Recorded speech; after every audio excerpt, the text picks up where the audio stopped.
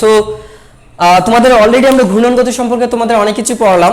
গতিবিদ্যার মধ্যে আমরা ঘূর্ণন গতি সম্পর্কে তো অনেক কিছু পড়েছিলাম, তার মধ্যে আবার একটা রিভিউ হয়ে গেল।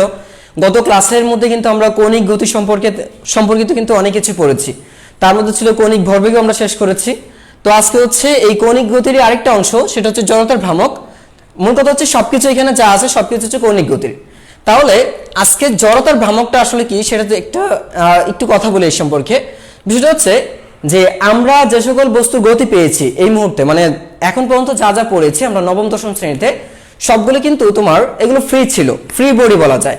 কেন ফ্রি বডি বলা যায়? তারা কিন্তু নিজের মতো করে একটা বল প্রয়োগ করলে সেটা কোনো কিছুর মধ্যে লিমিটেড ছিল না, বা কোথাও কিন্তু বাইন্ড ছিল না, সেটা ছিল ফ্রি।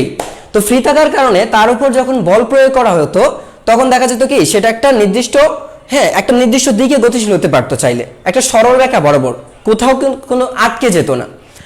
কিন্তু তোমার এইটার ক্ষেত্রে যদি ধরি যে এই যে জড়তার ভ্রামকের ক্ষেত্রে বা ঘূর্ণন গতি সম্পর্কে এইগুলোর মধ্যে কি হয়, যেগুলো একটা নির্দিষ্ট কোনো কিছু সাপেক্ষে আটকানো থাকে এরকম ধরা যায়। যেমন ফ্যানেই ধরো যে তুমি যদি ফ্যানের পাখার মধ্যে এরকম ভাবে একটা দাও তাহলে এটা ঘুরতে শুরু করবে, কিন্তু ঘোরার পিছনে কেন ঘুরছে? আমি যদি এটাকে ধাক্কা দিই এটা তো সোজা ওইদিকে যেতে পারতো, কিন্তু এটা যেতে পারছে না। কেন যেতে পারছে না? কারণ হচ্ছে এটা কিন্তু একটা দণ্ডের সাথে আটকানো থাকে, তাই না? আচ্ছা, এইটা না শুধুমাত্র, তারপর তুমি যদি ধরো যে তুমি একটা রোলার চিন্তা করো, তোমার হাতে একটা রোলার নিতে পারো চাইলে একটা, বা তোমরা যারা ধান ভাঙার মেশিন দেখেছো, গ্রামে যারা ছিলা তারা হয়তো ধান ভাঙার মেশিন চেনো। ওই ধান ভাঙার মেশিনের কাছে কি ঘটনাটা ঘটে চিন্তা করো তো, যে ওইখানে যে একটা চাকা থাকে, এই চাকাটা কিন্তু তোমরা দেখছো যে ওইটাও কিন্তু একটা কিছুর মধ্যে লাগানো থাকে। তারপর যদি এরকম ভাবে ঘোরাও সেটা কিন্তু এইটার সাপেক্ষে কিন্তু এরকম ভাবে ঘুরতে থাকে, তাই না? এই যে দেখো, তুমি যদি এইভাবে যদি টান দাও, এরকম ভাবে হাতে টান দাও একটা, অথবা একটা ব্যারিং নাও, তুমি একটা ব্যারিং নিয়ে তুমি যখন এরকম ভাবে রাখো, রেখে তুমি এইভাবে দিলে সেটা ঘুরতে থাকে, এভাবেই ঘুরতে থাকে। ব্যারিংটা এইভাবে নেওয়ার পরে নিচের দিকে কেন যাচ্ছে না? এটা তো নিচের দিকে যেতে পারতো, নিচের দিকে যাচ্ছে না। এর কারণ হচ্ছে এই যে একটা দণ্ড, ব্যারিংটা এই দণ্ডের ভিতরে আটকে রেখেছো, যে কারণে বল প্রয়োগ করলেও সে স্বাধীনভাবে কিন্তু নিচে যেতে পারছে না। কিন্তু ব্যারিংটা যদি এইটার মধ্যে বাধা না থাকতো, তাহলে তুমি যদি হাতে ধরে তুমি যদি এখন ব্যারিংটা ছেড়ে দাও তাহলে কি ঘুরবে? তাহলে কিন্তু ব্যারিংটা ঘুরবে না। কি হবে? এটা নিচের দিকে কিন্তু পড়ে যাবে, তাই না? এখানে ফল ডাউন হবে। তবে এই ক্ষেত্রে কিন্তু তোমার ঘূর্ণন গতি তৈরি হবে না। ব্যারিংটা এভাবে ছেড়ে দিলে দেখো, ব্যারিং এর মধ্যে ঘূর্ণন গতিও তৈরি করা যায়, আবার একটা রৈখিক গতিও তৈরি করা যায়। যে তুমি যদি ব্যারিংটাকে এভাবে এইখান থেকে ছেড়ে দাও, সে নিচের দিকে পড়তে থাকবে, এই ক্ষেত্রে কিন্তু তার মধ্যে ঘূর্ণন গতি তৈরি হবে না।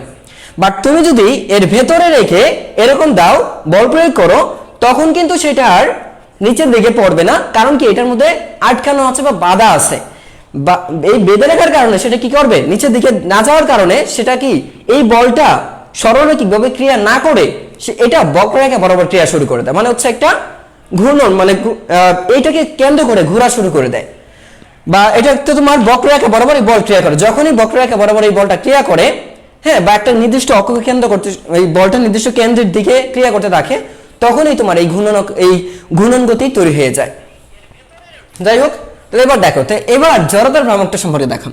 তো জড়তার ভ্রামকটা আমরা কি দেখি একটু। জড়তার ভ্রামক, এতক্ষণ যা ইতিহাস বললাম সে হচ্ছে ঘূর্ণন গতি, যে কেন ঘূর্ণন গতি সৃষ্টি হয়, সরল রেখা বরাবর কেন ক্রিয়া করে না সেই সম্পর্কে কিছু কথা বললাম। তো এটা হচ্ছে তোমার যে বৃত্তাকার পথে ঘূর্ণায়মান, দেখো যে কোনো একটি দৃঢ় বস্তু, কোনো একটি দৃঢ় বস্তু, এখানে আমরা দৃঢ় বস্তু বলছি আটকানো বিদায়। কোনো একটি দৃঢ় বস্তু যদি একটি নির্দিষ্ট অক্ষ, কোনো একটি দৃঢ় বস্তু যদি নির্দিষ্ট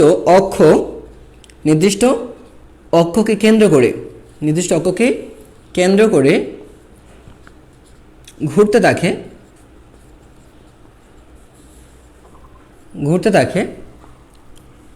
তখন ঘূর্ণন অক্ষের সাপেক্ষে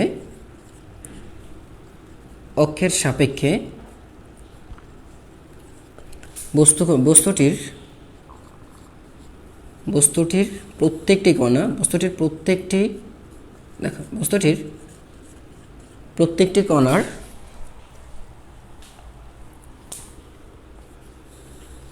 কণার ভর, দেখো বস্তুটির প্রত্যেকটি কণার ভর ও দেখো এখানে বলা আছে ঘূর্ণনাঙ্কের সাপেক্ষে বস্তুটির প্রত্যেকটি কণার ভর ও দূরত্বের ভর, আচ্ছা দূরত্ব, এখানে একটু কথা বলে নিই। কণার দূরত্বের বর্গ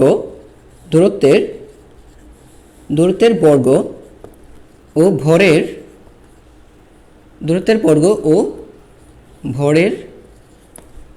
গুণফলের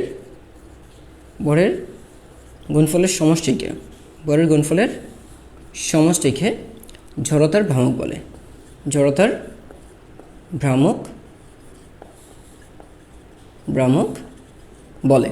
তাহলে তোমরা কিন্তু এটা দেখতে পারো যে এখানে বলা আছে জড়তার ভ্রামকটা কি, যে কোনো একটি দৃঢ় বস্তু যদি একটি অক্ষকে কেন্দ্র করে আচ্ছা এখানে একটু লিখে নিও, অক্ষকে কেন্দ্র করে ঘুরতে থাকে, তখন ঘূর্ণনক্ষের সাপেক্ষে বস্তুটির প্রত্যেকটি কণার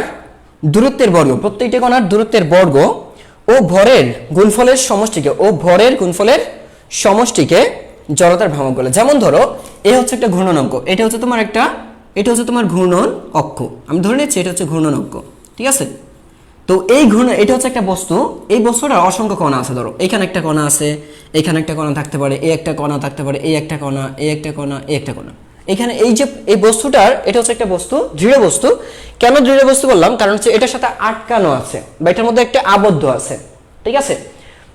দৃঢ় বস্তুটা হচ্ছে এটার মধ্যে আটকানো বা আবদ্ধ আছে, কারণ হচ্ছে ঘূর্ণন গতি সম্পূর্ণ কোনো বস্তু কিন্তু ফ্রি থাকে না, এগুলো কোথাও না কোথাও একটা বাধা থাকে, এই জন্য কিন্তু এরকম হয়। আচ্ছা, তো এখন ধরো এই বস্তুটার ভর, এই কণার ভর হচ্ছে এমন, আর এই কণাটা দেখো এইখান থেকে যে ঘূর্ণনক্ষটা, এটা হচ্ছে কি ঘূর্ণনক্ষ। তো এখানে বলা আছে ঘূর্ণনক্ষের সাপেক্ষে, তাহলে এখানে বলা আছে সাপেক্ষে প্রত্যেকটি কণার দূরত্বের বর্গ, এর মানে হচ্ছে দেখো এই যে কণাটা, এই কণার দূরত্বের বর্গ, এটা ধরো যে r1, এটা দূরত্ব, এমন কণাটা ধরো যে এটা হচ্ছে m2 কণা, তাহলে এইটার যে ভর আছে m2 হলে এর দূরত্ব ধরো যে r2 আছে। এই কণাটা ধরো যে m3, এই কণার ভর হচ্ছে m3, তাহলে এই কণাটা এই ঘূর্ণনক্ষ থেকে আসছে ধরো যে r3 দূরত্ব, কত আছে? r3 দূরত্ব। একইভাবে এই কণাটা ধরো এই ঘূর্ণনক্ষ থেকে ধরো এটা হচ্ছে m4, হ্যাঁ, এবং এটা যে দূরত্ব আছে সেটা হচ্ছে r4, দূরত্বটা হচ্ছে এই ঘূর্ণনক্ষ থেকে কণার দূরত্ব হচ্ছে কত? r4। ঠিক একইভাবে এই কণাটা ধরো যে এই কণাটা আছে কত? ধরো যে কণার ভর হচ্ছে m5 আর দূরত্ব হচ্ছে r5।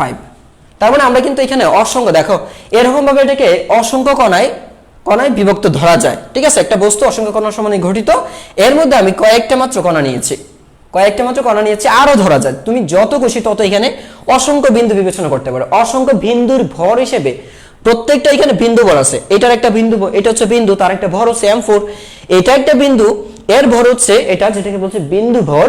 তারপর হচ্ছে এইখানে একটা ভর আছে, এটা হচ্ছে m1, এই বিন্দুটা, এর বিন্দু ভর হচ্ছে m1। আচ্ছা, এবং এর দূরত্ব অক্ষ থেকে এর দূরত্ব হচ্ছে r1, এই ঘূর্ণনক্ষ থেকে এই বস্তু দূরত্ব, এই কণাটার দূরত্ব হচ্ছে r2, ঘূর্ণনক্ষ থেকে এই কণাটার দূরত্ব হচ্ছে r3, এটার হচ্ছে r4 এবং এটার হচ্ছে r5। তাহলে এখানে বলা আছে কি যে দেখো এখানে যে কথাটা বলছে, তখন ঘূর্ণনকের সাপেক্ষে বস্তুটির প্রত্যেকটি কণার দূরত্বের বর্গ, তার মানে হচ্ছে যেমন r1 স্কয়ার, এই যে দূরত্বের বর্গ, এটা প্রথম কণাটার দূরত্বের বর্গ হচ্ছে এটা, ঠিক আছে। তাহলে প্রথম কণার ভর কত? আবার কি বলছে? ভরের গুণফল। দেখো এই হচ্ছে তার এমন r1 স্কয়ার, এটা লিখা যায় কি এমন r স্কয়ার, এই যে প্রত্যেকটি কণার দূরত্বের বর্গ এবং ভরের গুণফল। এরকম ভাবে এই কণাটারও তুমি পাবা, এই যে কণাগুলি আছে এই কণাগুলিরও তুমি এরকম পাবা। সো আমরা যদি এটা দেখাই, এটা হচ্ছে তোমার এখন গাণিতিক ভাবে যদি দেখাই, যেমন ধরো যে এখানে প্রথম কণা দেখো, তো এই যে এইটা আছে, ধরো যে এটা আমি ধরলাম xy, কি আছে দেখো, তো ঘূর্ণন অক্ষ xy এর সাপেক্ষে এই বস্তুটি ঘূর্ণায়মান থাকলে, এই বস্তুটি দেখো, এই বস্তুটি ঘুরতে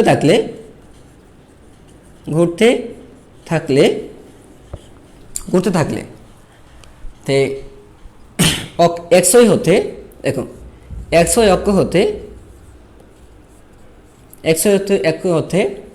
এমন এমন বস্তু এমন কণার লম্ব এইখানে এমন কণার দূরত্ব দেখো, এমন কণার দূরত্ব হচ্ছে r1 r1, ঠিক আছে, r1 হল, আচ্ছা r1, তো r1 সুতরাং আচ্ছা সুতরাং জড়তার ভ্রামক, ওর জড়তার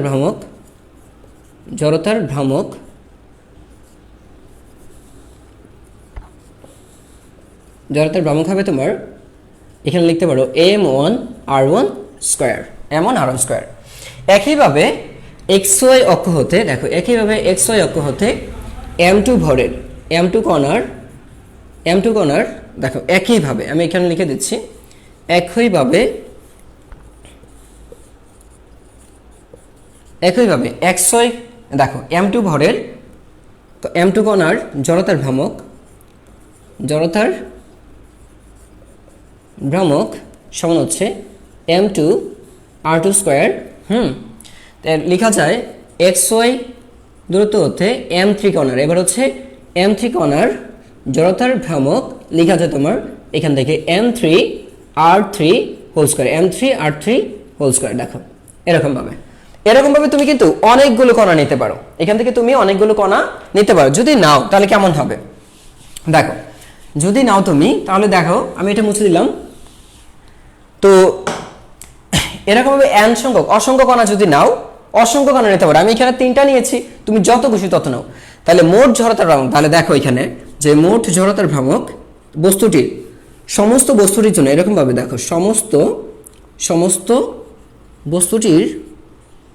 বস্তুটির জড়তার ভ্রামক হবে, ঠিক আছে, জড়তার ভ্রামক হবে সকল কণার জড়তার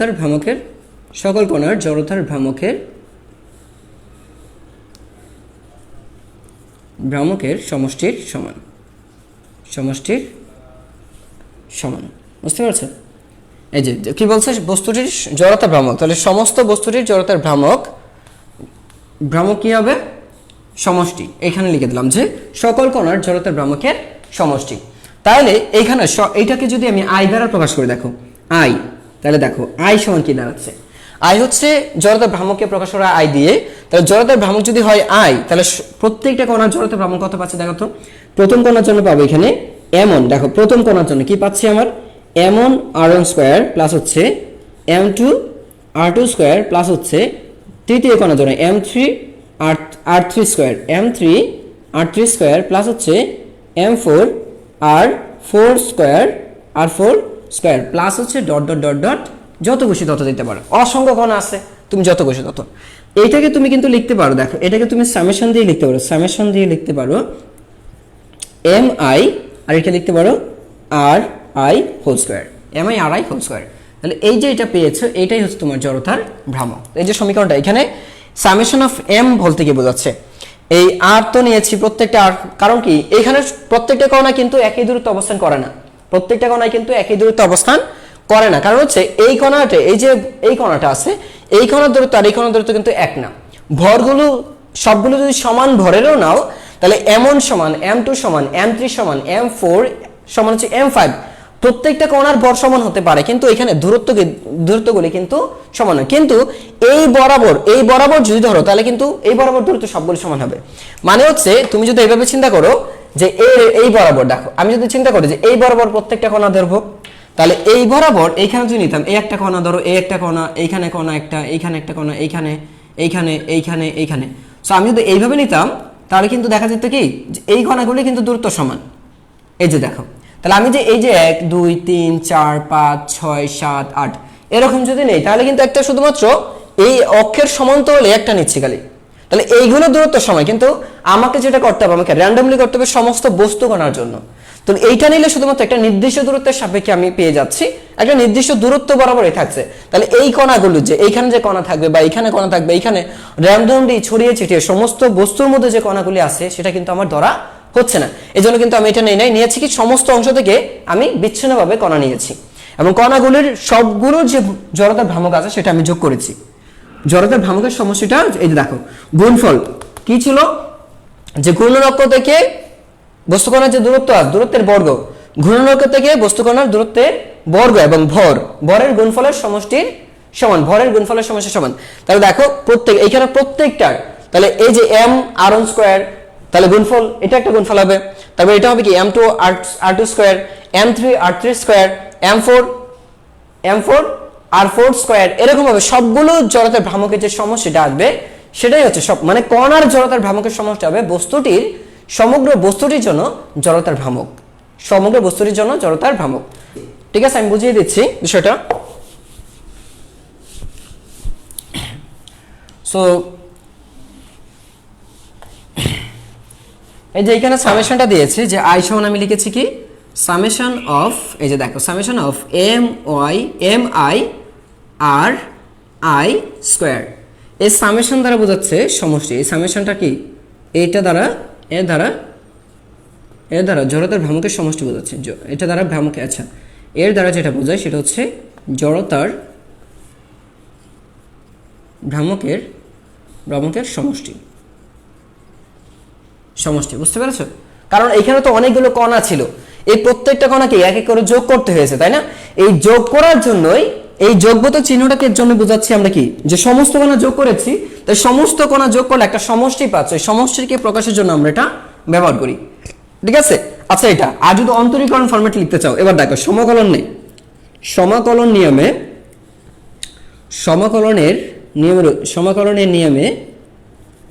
দেখো সমাকলনের নিয়মে জড়তার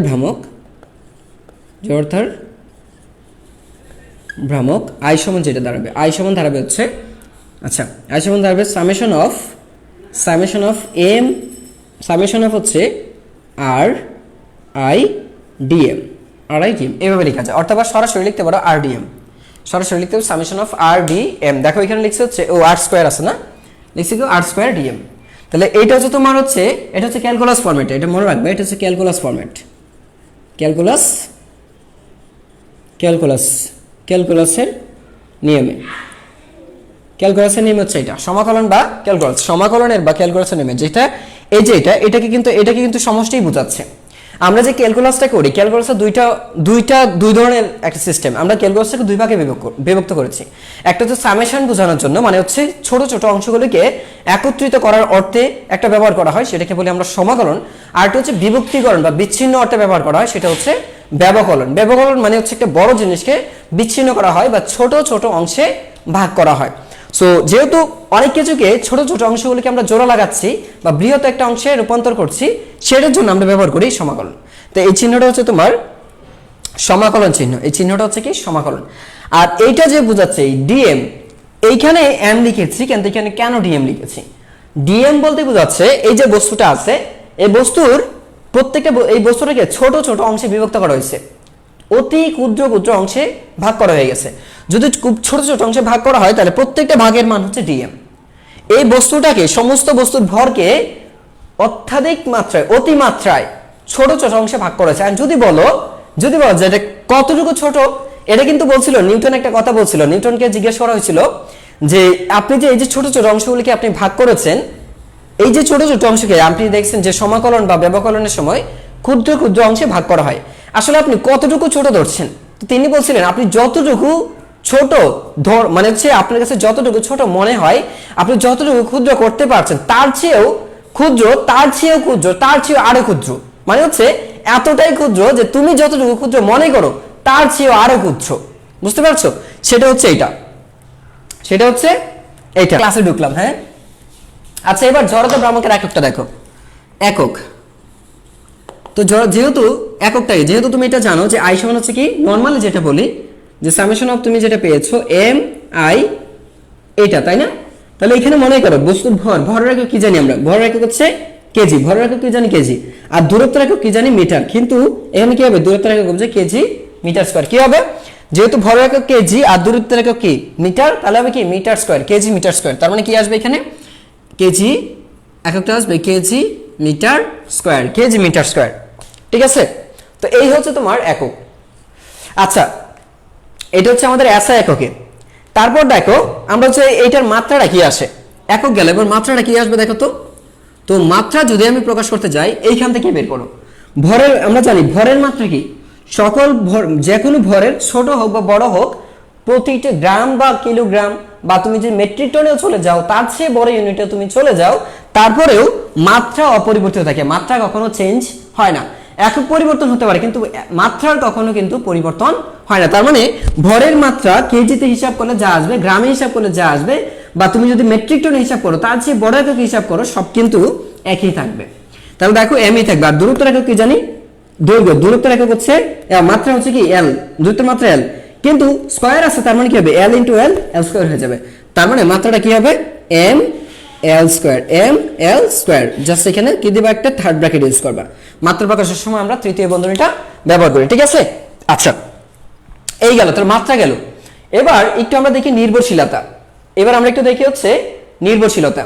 নির্ভরশীলতা বলতে হচ্ছে জড়তার ভ্রামক কিসের উপর নির্ভর করে। একটু ভালো করে এখানে দেখো, জড়তার ভ্রামকের, জড়তার ভ্রামক আছে, জড়তার ভ্রামকের নির্ভরশীলতা, নির্ভরশীলতা। তো জড়তার ভ্রামক আসলে কিসের উপর নির্ভর করে এটা যদি দেখো, তাহলে দেখো ফার্স্ট হচ্ছে দেখো এটা ঘূর্ণনকতা একটা দূরত্বের উপর নির্ভর করে, মানে হচ্ছে অক্ষের সাপেক্ষে কণার দূরত্বের উপর নির্ভরশীল। ঘূর্ণনকের সাপেক্ষে কণার দূরত্ব, ঘূর্ণনকের সাপেক্ষে কণার দূরত্বের উপর এটা নির্ভরশীল। তার মানে কি আমরা এখানে ধরতে পারি যে কি, যে ঘূর্ণনক থেকে কণার অবস্থান, এটা ধরতে পারি যে ঘূর্ণনকের সাপেক্ষে, ঘূর্ণন অক্ষের, আচ্ছা ঘূর্ণনকের অবস্থান, আচ্ছা ঘূর্ণনকের সাপেক্ষে, সাপেক্ষে বস্তুর অবস্থান, বস্তুর অবস্থানে ধরা যায়, বস্তুর অবস্থান, বস্তুটা কতটুকু দূরে বা কাছে আছে, বস্তু যত দূরে থাকবে সেটা, অথবা কণার অবস্থান। এখানে এটা না বলে এই যে কথাটা, এটা কিন্তু বলা যায় কণার অবস্থানের উপর, কণার অবস্থান। আবার এটাকে উল্টাভাবে বলা যায় যে কণার সাপেক্ষে, মানে ঘূর্ণনকের অবস্থান, শুধু এটা বলা যায় ঘূর্ণনকের অবস্থান। তো ঘূর্ণনকের অবস্থানটা আমরা এখানে কি বলতেছি, ঘূর্ণনকের অবস্থানটা কার সাপেক্ষে হচ্ছে, অবশ্যই বস্তুর সাপেক্ষে, যে বস্তুটা কোথায় আছে আর ঘূর্ণনক কোথায় আছে। যেমন ধরো তুমি যদি একটা বড় একটা রোলার নাও, যেমন তোমাকে যদি আমি ধরি রিক্সার যে চাকাগুলি থাকে, তো রিক্সার চাকাগুলি কি বেয়ারিং সহ একটা কিছুর মধ্যে বাঁধা থাকে, তাই না, এরকম ঢুকানো থাকে। এখন এটার ঘূর্ণনকর দেখো চাকার পরিধি কতটুকু দূরে আছে, হ্যাঁ একদম অ্যাটাচ করা আছে। আচ্ছা এইভাবে না থেকে যদি একটু বড় করে থাকতো, ধরো একটা শুধু একটা টায়ার, শুধু একটা টায়ারকে তুমি যদি চিন্তা করে দেখো, একটা টায়ারকে তুমি যদি এর মধ্যে ঘোরাতে শুরু করো, একটা টায়ারকে এখানে রেখে তুমি কি করছো, এটাকে এরকম ভাবে দিচ্ছ, তো এইটার যে ঘূর্ণনটা হবে, বা তুমি যদি যে রিক্সার চাকার বেয়ারিং সহ এটার ভেতরে যদি ঢুকিয়ে দাও, তা এইখানে যে ঘূর্ণনটা হবে, দুইটার ঘূর্ণন কিন্তু এক না, কারণ দুই ক্ষেত্রে ঘূর্ণনকটার পরিবর্তন হবে। তুমি যখন শুধু একটা টায়ার নিচ্ছ তখন কিন্তু দেখা যাবে কি টায়ার নিলে কেমন হবে, চিন্তা করে দেখো তো, যে এই হচ্ছে তোমার একটা টায়ার নিলে কিন্তু দেখা যাবে কি এরকম হয়ে যাবে, মানে একটা বড় একটা কিছু, ঘূর্ণনকটা অনেক দূরে এইভাবে থাকবে দুই দিক থেকে। বাট যদি এইরকম ভাবে থাকে, মানে বিষয়টা হচ্ছে যে তুমি যদি এখানে একটা সুতা বেঁধে নাও এত দূরে, তা এইভাবে যদি তুমি ঘুরাইতে থাকো, তখন কিন্তু এর একটা আলাদা একটা পরিবর্তন আসবে। দুইটা কিন্তু একই অর্থে না, দুইটা একই ঘূর্ণন গতিশীল দুইটাই, কিন্তু এখানে এই যে অক্ষের অবস্থান, অক্ষের অবস্থানের কারণে জড়তার ভ্রামকের একটা ভিন্নতা আসবে। আচ্ছা কারণ হচ্ছে যদি কাছে থাকে তাহলে জড়তার ভ্রামক যেটা হবে, দূরে থাকলে জড়তার ভ্রামক কিন্তু একই হবে না। ঘূর্ণনক থেকে বস্তুটা যত কাছে থাকবে জড়তার ভ্রামকটা ততই কম হবে। হ্যাঁ জড়তার ভ্রামকটা দেখা যাবে কি তার উপর বল প্রয়োগ করে বেশি সরানো যাবে না। যেমন ধরো এখানে একটা বলে রাখি, এইখানে জড়তার ভ্রামকটা কিন্তু তুমি এই যে রৈখিক গতিতে তুমি জড়তা পড়ে আসছো না, রৈখিক গতির যে জড়তাটা পড়ে আসছো, এই একই কাজ করে ঘূর্ণন গতির ক্ষেত্রে জড়তার ভ্রামক। রৈখিক গতির ক্ষেত্রে জড়তা আর ঘূর্ণন গতির ক্ষেত্রে জড়তার ভ্রামক কিন্তু মোটামুটি একই। ওইখানে যেমন একটা বস্তুর ভর যত বেশি ছিল, তখন কি হইতো, বিষয়টা কি ছিল যে সেটাকে সহজে সরানো যেত না, কিন্তু এইখানেও কিন্তু বস্তুর ভর ওইরকম নির্ভরশীলতা আছে। তবে এইখানে একটা ফ্যাসিলিটিসটা কি, যে দেখা যাচ্ছে যত দূরে থাকতেছে বল প্রয়োগ করে সেটা কি তত ঘুরানো বেশি যাবে, কাছে থাকলে সেটাকে কিন্তু ওই রকম ভাবে তুমি ঘুরাইতে পারবে না, কঠিন লাগবে, একটু ঘুরাইতে কঠিন লাগবে জড়তার পরিমাণটা। আচ্ছা এবার দেখো এই হলো এক। দ্বিতীয়টা এখানে বলছে দৃঢ় বস্তুর আকৃতির উপরে, দৃঢ় বস্তুর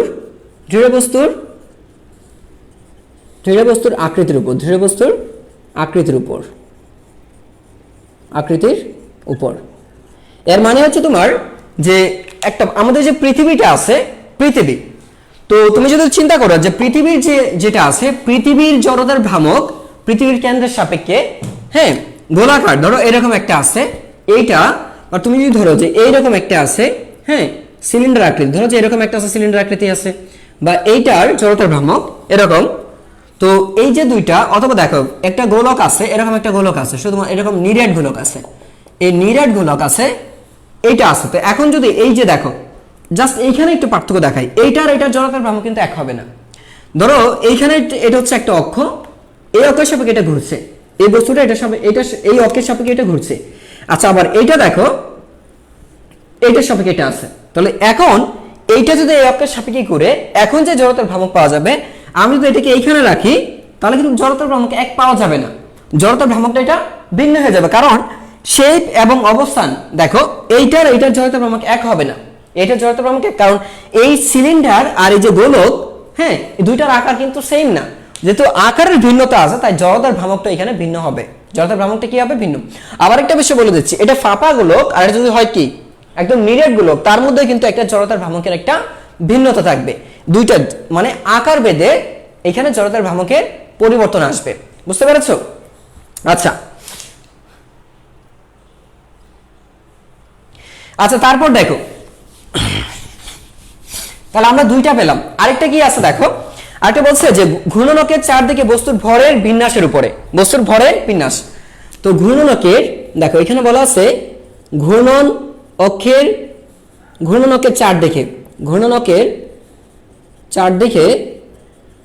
চারদিকে বস্তুর ভরের বিন্যাসের উপর, ভরের যে বিন্যাস আছে সেই বিন্যাসের উপর নির্ভর করে। এইটা কেন হচ্ছে দেখো, তো কিছুক্ষণ আগেই দেখাইছিলাম, এই হচ্ছে একটা তুমি যদি একটা সিলিন্ডার নাও এরকম ভাবে, তো এইটার ক্ষেত্রে যেটা হবে তোমার যেটা দেখা যাবে কি, এইভাবে যদি চিন্তা করো, এই যেভাবে দেখো, এর মানে এই পাশে কিন্তু সমস্ত ভর আছে, এই ঘূর্ণনকের এক পাশে সমস্ত ভর আছে, তাহলে এইখানে জড়তার ভ্রামক যেটা হবে, তুমি যদি একই সিলিন্ডার এইভাবে নাও, একই সিলিন্ডার আমি যদি এই বরাবর নেই, দেখো অবস্থানটা চিন্তা করো, এখন কিন্তু ঘূর্ণনকের এই পাশে একটা ভর আছে, এই পাশে একটা ভর আছে, ভরটা কিন্তু এখন দুই দিকে ভাগ হয়ে গেছে, আগে ছিল কি ভর এক পাশে, আর এখন কি ভর আছে উভয় পাশে, এখন ভর আছে কি উভয় পাশে। এক্সাম্পল স্বরূপ আমি যদি বলি যে এই যে মার্কারটা দেখো, এটাই দেখো এটা, সো এইটাকে যদি এরকম ভাবে রাখা হয়, দেখো এরকম, তাহলে এটা ধরো যে এরকম ভাবে ঘুরছে, এরকম ভাবে এটা কি হবে, ধরো যে কোনো রকম ভাবে এটা ঘোরাচ্ছি, এইভাবে ঘুরছে, আসলে এটা ঘুরবে, আমি একটা বেয়ারিং সিস্টেম যদি থাকতো তাহলে ঘোরানো যেত, এখন আপাতত ঘুরতেছে না, আমি এখানে এভাবে দিলাম, এভাবে দিলে দেখা যাচ্ছে কি এটার পাশে ঘূর্ণন শুরু করলো, এইভাবে ঘুরলে যে জড়তার ভ্রামকটা পাওয়া যাবে, আমি যদি এটাকে এই বরাবর রাখি, ঠিক এই বরাবর রাখি এবং ঘোরাইতে পারি, এইভাবে ঘোরাতে পারি, তাহলে কিন্তু জড়তার ভ্রামকটা এক পাবে না। কারণ এটা একটু লক্ষ্য করে দেখো, সমস্ত ভর একটা পাশে আছে, এই দিক থেকে চিন্তা করো সমস্ত ভর এক পাশে আছে, বাট তুমি যদি এইভাবে ধরো, তাহলে দেখা যাচ্ছে কি এই যে এটা ঘূর্ণনক, তাহলে ঘূর্ণনকের এই পাশে কিছু ভর আছে, এই পাশে কিছু ভর আছে, অর্থাৎ ঘূর্ণনকের বিন্যাসটা, ভরের বিন্যাসটা দুই পাশে হচ্ছে। ভরের বিন্যাস যদি দুই পাশে হয়, তাহলে যে জড়তার ভ্রামকটা হবে, এক পাশে থাকলে জড়তার ভ্রামকটা একই হবে না, এই ক্ষেত্রেও জড়তার ভ্রামকটা ভিন্ন হবে। এই জন্য বলা আছে যে ঘূর্ণনকের চারদিকে বস্তুর ভরের বিন্যাসটা, তাহলে এই বস্তুর ভরটা যে এই যে ঘূর্ণনক হয়, তাহলে কিভাবে আছে, এর সাথে সম্পৃক্ত নাকি অসম্পৃক্ত অবস্থায় আছে। যেমন সমানে সমানে যদি রাখো, তাহলে সম্পৃক্ত, সমান সমানে এদিকে ভর যত এদিকে ভর তত, মানে হচ্ছে সুষম বন্টনে আছে। তো সুষম বন্টনে থাকলে যেটা হবে, অসম বন্টনে থাকলে কিন্তু সেটা হবে না, বুঝতে পেরেছো? তো এই ক্ষেত্রেও এখানেও জড়তার ভ্রামকের একটা ভিন্নতা পরিলক্ষিত হবে। সো আমাদের জড়তার ভ্রামক সম্পর্কিত মোটামুটি এখানে তথ্যগুলি শেষ করলাম। এবার আসি চক্রগতির ব্যাসার্ধ। চক্রগতির এবার দেখো ভাইয়া, প্রথম ক্ষেত্রে প্রসঙ্গ কাঠামো একদিকে, অপর দিকে, হ্যাঁ এইখানে বিবেচনা করতে পারো। এবার দেখো চক্রগতির ব্যাসার্ধ,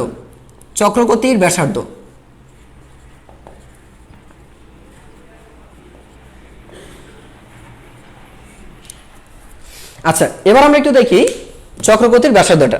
আচ্ছা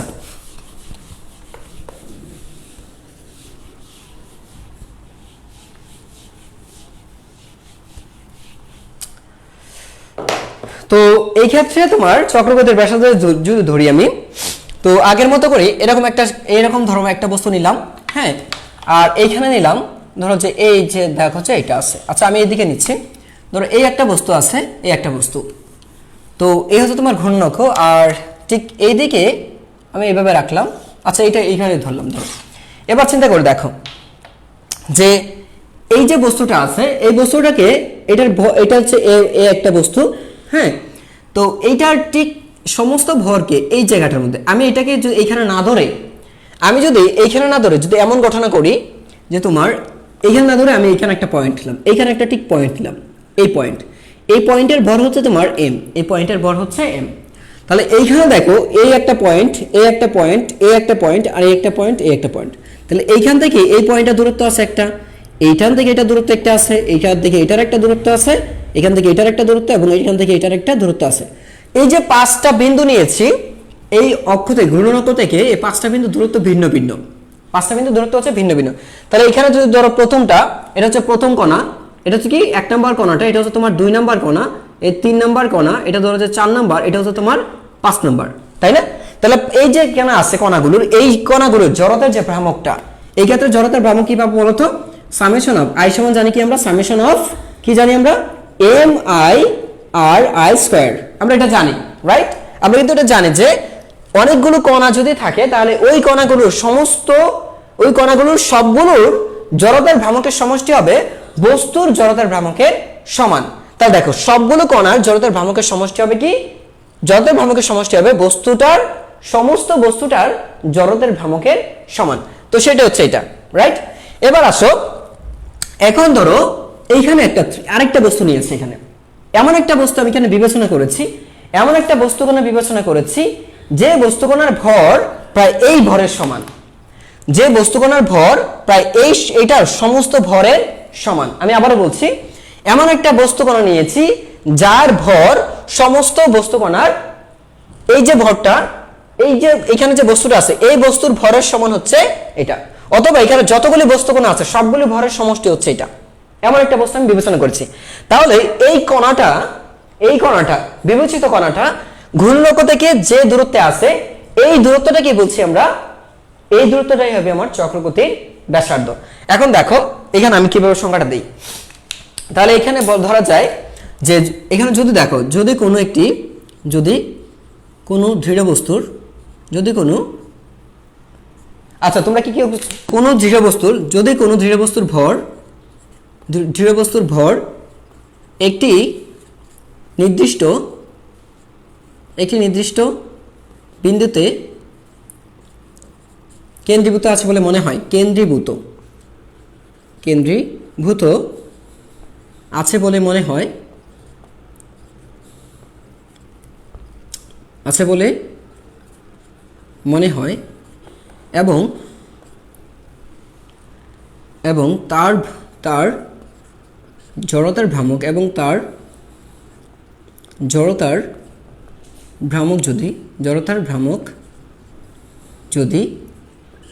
তার জড়তার ভ্রামক যদি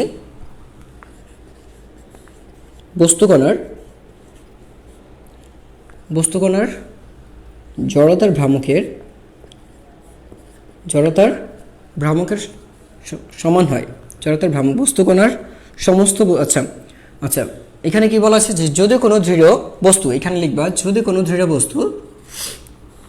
বস্তুর ভর কোন একটি নির্দিষ্ট বিন্দুতে কেন্দ্রীভূত আছে বলে মনে হয়, এবং তার জড়তার ভ্রামক যদি বস্তুকণার জড়তার ভ্রামকের সমষ্টির সমান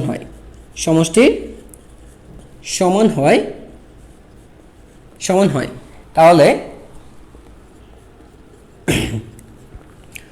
ওই বিন্দু হতে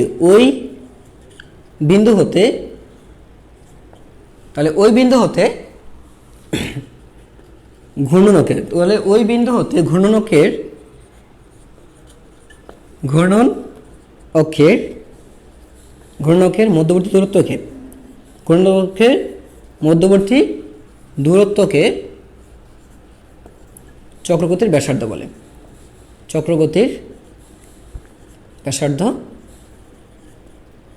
বলে। আচ্ছা, তাহলে দেখো এখন কি লিখলাম। বলছি কোনো দৃঢ় বস্তুর ভর একটি নির্দিষ্ট বিন্দুতে কেন্দ্রীভূত আছে বলে মনে হয়, যদি কোনো দৃঢ় বস্তুর ভর একটি নির্দিষ্ট বিন্দুতে কেন্দ্রীভূত আছে বলে মনে হয় এবং তার জড়তার ভ্রামক কার, তো এই যে বস্তুটার ভর আমি ধরে নিচ্ছি এখানে কেন্দ্রীভূত আছে, এই বস্তুটার সমস্ত ভর এই বিন্দুতে কেন্দ্রীভূত আছে, ধরে নিয়েছি কেন্দ্রীভূত আছে।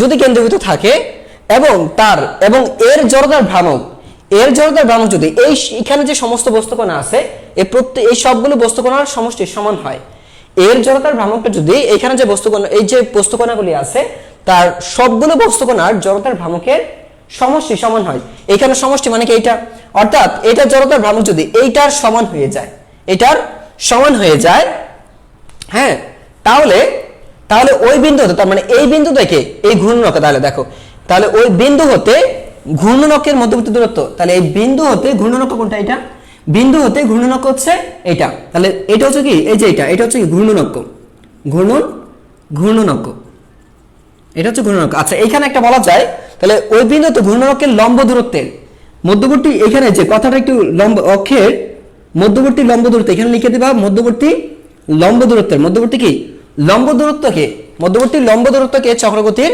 ব্যাসার্ধ বলে। এখানে কেন বলছি লম্ব দূরত্বকে, কারণ হচ্ছে এই ঘূর্ণনকটা আমি তো এখানেও ধরতে পারি, আমি কিন্তু দূরত্ব এইভাবেও ধরতে পারি, দূরত্ব এইখান থেকে ধরতে পারি, দূরত্ব এইখান থেকে ধরতে পারি, এইভাবে ধরতে পারি, এইভাবে ধরতে পারি, এইভাবে ধরতে পারি, তাহলে কি দাঁড়াচ্ছে একটা নির্দিষ্ট দূরত্ব কিন্তু তুমি পাচ্ছ না, তাহলে এইটা ধরা যাবে, ধরতে হবে কি এই বিন্দু থেকে এইটার উপর একটা লম্ব আঁকো, লম্ব আঁকলে যে দূরত্বটা পাবা এই দূরত্বই হচ্ছে তোমার চক্রগতির ব্যাসার্ধ। তাহলে কি নেব আমি, বলছে ঘূর্ণনকের মধ্যবর্তী লম্ব দূরত্বকে, ওই বিন্দু হতে ঘূর্ণনকের মধ্যবর্তী লম্ব দূরত্ব, তার মানে হচ্ছে এই বিন্দু থেকে আমি কি করব, একদম এই বিন্দু থেকে এই বরাবর একটা লম্ব অঙ্কন করব, এই বরাবর একটা লম্ব অঙ্কন করব। এই যে লম্ব অঙ্কন করলে যে দূরত্বটা পাচ্ছ, ধরো এখানে দূরত্ব পাচ্ছ আর এখানে দূরত্বটা পাচ্ছ কে, দূরত্বটা পাচ্ছ কত, কে পাচ্ছ, ঠিক আছে, ধরে নেবে দূরত্ব হচ্ছে কে, তাহলে এই কেটাই হচ্ছে তোমার এখানে চক্রগতির ব্যাসার্ধ, তাহলে তাহলে চক্রগতির ব্যাসার্ধ তার মানে কি, আচ্ছা বলে দিন, তার মানে হচ্ছে একে একে কে দ্বারা প্রকাশ করে, একে কে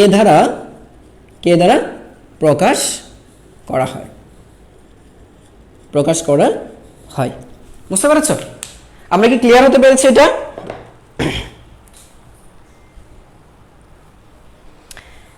সেটা যে কোনো বিবেচনা করেছো, এটা কোনো নির্দিষ্ট নাই, আমি এম হচ্ছে ইচ্ছে মতো ধরেছি, আমার নিজস্ব, তুমি তোমার মতো করে ধরবা, আমি এখানেও ধরতে পারতাম, এইখানেও ধরতে পারতাম, এইখানেও ধরতে পারতাম, এইখানেও ধরতে পারতাম, তুমি যেখানে তুমি যদি চাও এই সমস্ত ভরটাকে, যদি চাও সমস্ত ভরটাকে, আমি আরেকটা চিত্র দেখাচ্ছি, তুমি যদি চাইতে এরকমও ধরতে পারতা, ধরো যে এই একটা বস্তু আছে, এই একটা বস্তু, এই কোণা এই কোণা এই কোণা এই কোণা এই কোণা এই একটা কোণা, তা আমি এত কিছু না ধরে এই কোণাটা দেখো, এই সবগুলো দূরত্ব আছে, এগুলো দূরত্ব হচ্ছে, ধরো যে এটা দূরত্ব আছে এখান থেকে, তো এটারও দূরত্ব আছে ধরো এখান থেকে, আবার এখানে একটা দূরত্ব আছে সেটা ধরো এখান থেকে, তো আমি এত কিছু না ধরে এইখানে একটা বিন্দু নিলাম, এইখানে একটা বিন্দু, এইখানে এই যে বিন্দুটা নিয়েছি, এই বিন্দুটা হচ্ছে এম, এই বিন্দুটা হচ্ছে ক্যাপিটাল এম, আর এগুলো কত আছে দেখো, এটা হচ্ছে এম1, তাহলে এইখানে ধরো যে বিন্দুটা আছে এম2, এইখানে যে বিন্দুটা আছে ধরো যে এটা হচ্ছে এম3, এইখানে যে বিন্দু আছে সেটা হচ্ছে তোমার এম4, এইখানে বিন্দু নিয়েছি সেটা হচ্ছে এম5, এইখানে যে বিন্দু নিয়েছি সেটা হচ্ছে এম6, তাহলে এইখান থেকে দূরত্ব কত আছে,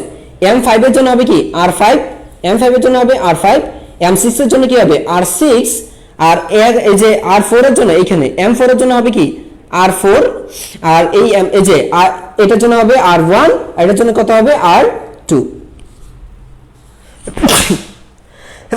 আলহামদুলিল্লাহ। সো আমি যদি এটাও নিতাম তাহলে এইখান থেকে দেখো এই যে বস্তুটা আমি ধরে নিয়েছি, এই বস্তুর সমস্ত ভর এই বিন্দুতে কেন্দ্রীভূত আছে, মানে তুমি ঠিক ওইভাবে চিন্তা করে দেখো, একটা পরমাণুর নিউক্লিয়াসে, একটা পরমাণুর সমস্ত ভর নিউক্লিয়াসে কেন্দ্রীভূত থাকে না, একটা পরমাণুর সমস্ত ভর নিউক্লিয়াসে কেন্দ্রীভূত থাকে, তাহলে আমি ধরে নিয়েছি এটা হচ্ছে একটা নিউক্লিয়াস, এটা হচ্ছে কি একটা পরমাণু, তাহলে পরমাণু নিউক্লিয়াস কোনটা, এটা পরমাণু নিউক্লিয়াস হচ্ছে কি এটা, যদি পরমাণু নিউক্লিয়াস এটা হয় তাহলে এর সমস্ত ভর কোথায় আছে, এখানে আছে, এর সমস্ত ভর কোথায় আছে, এখানে, তাহলে এইখানে যে ভরটা আছে এইখান থেকে এই ভরের জন্য যে জড়তার ভ্রামক পাওয়া যাবে, আর সবগুলো বিন্দুর জন্য যে জড়তার ভ্রামক পাওয়া যাবে, এই জড়তার ভ্রামক যদি সমান করা যায়, যদি সমান হয় তখন তুমি বলতে পারবে এই বিন্দু থেকে ঘূর্ণনকের যে দূরত্বটা লম্ব দূরত্ব, এই বিন্দু থেকে ঘূর্ণনকের যে লম্ব দূরত্ব সেটাই হচ্ছে চক্রগতির ব্যাসার্ধ, এটা হচ্ছে কি চক্রগতির ব্যাসার্ধ। ওকে, আমরা কি বুঝতে পেরেছি? বুঝে দিচ্ছি। এবার একটু ম্যাথমেটিক্যালি আমরা দেখি যে আসলে এই চক্রগতির ব্যাসার্ধটা কিভাবে আসে। তো শর্ত মতে যেহেতু চক্রগতির ব্যাসার্ধ এটা, তাহলে আমরা জানি জড়তার ভ্রামক মানে হচ্ছে, দেখো বস্তুর ভর, সমস্ত কণার ভর ইনটু হচ্ছে কি দূরত্বের বর্গ, দূরত্বের বর্গ, তাই না? জড়তার ভ্রামক মানেই তো যে ঘূর্ণনকের দূরত্ব, ঘূর্ণনক থেকে বিন্দু থেকে ঘূর্ণনকের মধ্যবর্তী দূরত্বের বর্গ এবং ভর এর গুণফলটা হচ্ছে জড়তার ভ্রামক, তাই না? তো যদি ভর এবং মধ্যবর্তী লম্ব দূরত্বের বর্গের গুণফলটা জড়তার ভ্রামক হয়, তাহলে এইটা পাচ্ছি কি, এটা পাচ্ছি এই বিন্দুর জন্য জড়তার ভ্রামক, আর এইটা কি, এটা হচ্ছে কি এই সমস্ত ভরের জন্য জড়তার ভ্রামক। তাহলে কণাগুলোর জন্য জড়তার ভ্রামক যদি এটা হয়, শর্ত মতে এইটা আর এটা কি একই হবে, কারণ আমরা শর্ত দিয়েছিলাম একটা বস্তুর প্রত্যেক সবগুলো কণার জড়তার ভ্রামকের সমষ্টি যদি এই একটা যে বিন্দুতে কেন্দ্রীভূত আছে তার জড়তার ভ্রামকের সমষ্টি সমান হয়, তখনই এই দূরত্বকে বলতে পারবো চক্রগতির ব্যাসার্ধ। তাহলে এইটাই সমান, আই সমান কি জানি, আই সমান আমরা জানি হচ্ছে দেখো সামেশন অফ, কত জানি, summation of M I R square, M I R square. আচ্ছা যদি এইটাকে ধরি তাহলে দেখো, তাহলে এইখানে সমস্ত ভরকে যদি আমরা এটা ধরি যে এম, এইখানে সমস্ত ভরকে তুমি এম ধরতে পারো, সমস্ত ভরকে এম ধরা যায়, এই ভরটাকে এম, আর দূরত্বটাকে ধরলাম কি আর, এই এভারেজ দূরত্ব ধরলাম সেটা হচ্ছে আর স্কোয়ার, তো এম আর স্কোয়ার ধরলাম। মানে হচ্ছে তোমার এখানে কি summation of M I, summation of M I সমান ধরলাম হচ্ছে এম, আর ধরো যে সামেশন অফ গড়, এটা হচ্ছে আর হচ্ছে এখানে গড় দূরত্ব, এই কণাগুলো একটা গড় দূরত্ব ধরে নিচ্ছি আমরা আর, যদি ধরে নেই তাহলে কি দাঁড়াচ্ছে দেখো, তাহলে আমরা কিন্তু লিখতে পারি যে এম কে স্কোয়ার, লিখতে পারি কি M K square, M K square সমান কি লিখতে পারি দেখো তো, এম কে স্কোয়ার আমরা লিখতে পারি এখানে এম আর স্কোয়ার, রাইট, এরকম লিখা যায়, এম আর স্কোয়ার লিখা যায় দেখো তো। আসলে এইটা তো সমান, যদি এটা সমান হয় তাহলে আমি এই অনুযায়ী কি লিখতে পারি, এইখান থেকে তুমি যদি লিখতে চাও তাহলে দেখো লিখতে পারো হচ্ছে কে স্কোয়ার সমান হচ্ছে আই বাই এম, এইখান থেকে আগে লিখি, এইটা থেকে আগে তৈরি করছি, তাহলে আই বাই এম হলে কে সমান কি দাঁড়াচ্ছে, আই ডিভাইড বাই হচ্ছে এম ইন্টু হচ্ছে এইটা, তার মানে হচ্ছে এইটা হচ্ছে তোমার সূত্র। তাই চক্রকৃতির ব্যাসার্ধ হচ্ছে কে ইকুয়াল হচ্ছে root over I by M, I by M. দেখো তো বুঝছো কিনা এটা, দেখো সবাই বুঝছো কিনা।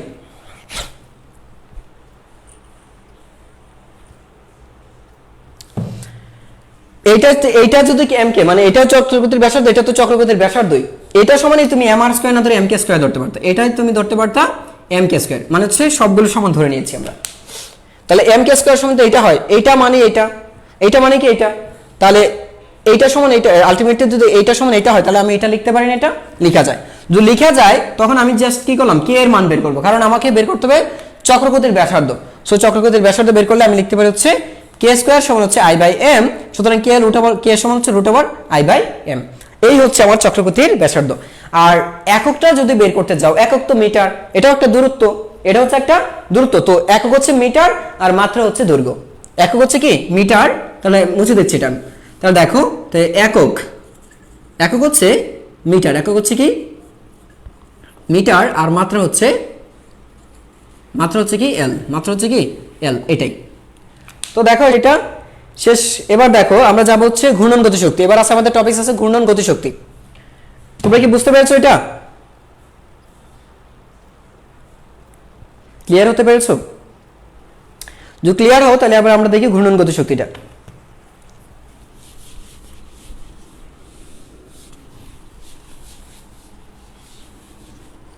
ঘূর্ণন গতিশক্তি দেখো, ঘূর্ণন গতিশক্তি, তো ঘূর্ণন গতিশক্তির ক্ষেত্রে একটা মনে রাখবা, আমরা রৈখিক বেগ সমান কি জানি, আমরা জানি কিন্তু আমরা যেগুলো জানি, আমরা আগের ক্লাসে আমরা যেগুলো পড়ে আসছি, আমরা রৈখিক বেগের সাথে একটা সম্পর্ক জানি, আমরা জানি ভি সমান হচ্ছে ওমেগা আর, আমরা জানি হচ্ছে ভি সমান হচ্ছে ওমেগা আর, তাই না, একটা সম্পর্ক জানি। আর আমরা ই কে সমান যেটা জানি, ই কে সমান জানি হচ্ছে half of M V square, একটা সূত্র জানি। আচ্ছা যদি এটা হয় তাহলে লক্ষ্য করে দেখো তো, তাহলে হাফ ইন্টু দেখো তো এম ইন্টু কি ভি মানে কি ওমেগা আর স্কোয়ার, তার মানে দাঁড়াচ্ছে কত এখানে half into M omega square R square, তাহলে এটা হচ্ছে কি গতিশক্তি, এটা হচ্ছে কি গতিশক্তি। দেখো এখানে আমরা গতিশক্তি পেয়েছি, তো এটা হচ্ছে রৈখিক গতিশক্তি থেকে কিন্তু এটা পেয়েছি আমরা, তাই না? তো এটা যদি পেয়ে থাকে, এখন আমরা এখানে একটা সম্পর্ক তৈরি করতে পারি, প্রত্যেকটা কণার জন্য একটা করে কণিক গতি থাকবে, মাত্রা লিখে দিয়েছি, মাত্রা হচ্ছে এল, দৈর্ঘ্যের মাত্রা যা দূরত্বের মাত্রা যা এটার মাত্রাও তাই আসবে। তাহলে দেখো, তো আমরা এখানে অলরেডি পেয়েছি, দেখো তো আমরা কি জানি, আমরা জানি হচ্ছে ভি সমান ওমেগা আর, সুতরাং গতিশক্তি কত পাচ্ছে, এটা গতিশক্তির মেইন ইকুয়েশন কত পাচ্ছে, half of M omega square R square, omega square R square. এবার একটু লক্ষ্য করে দেখো, তাহলে আমার এই যে সূত্রটা আছে একটু ভালো করে দেখো, তাহলে দেখো প্রথম কণার ক্ষেত্রে, তো প্রথম কণার গতিশক্তি কত হবে, প্রথম কণার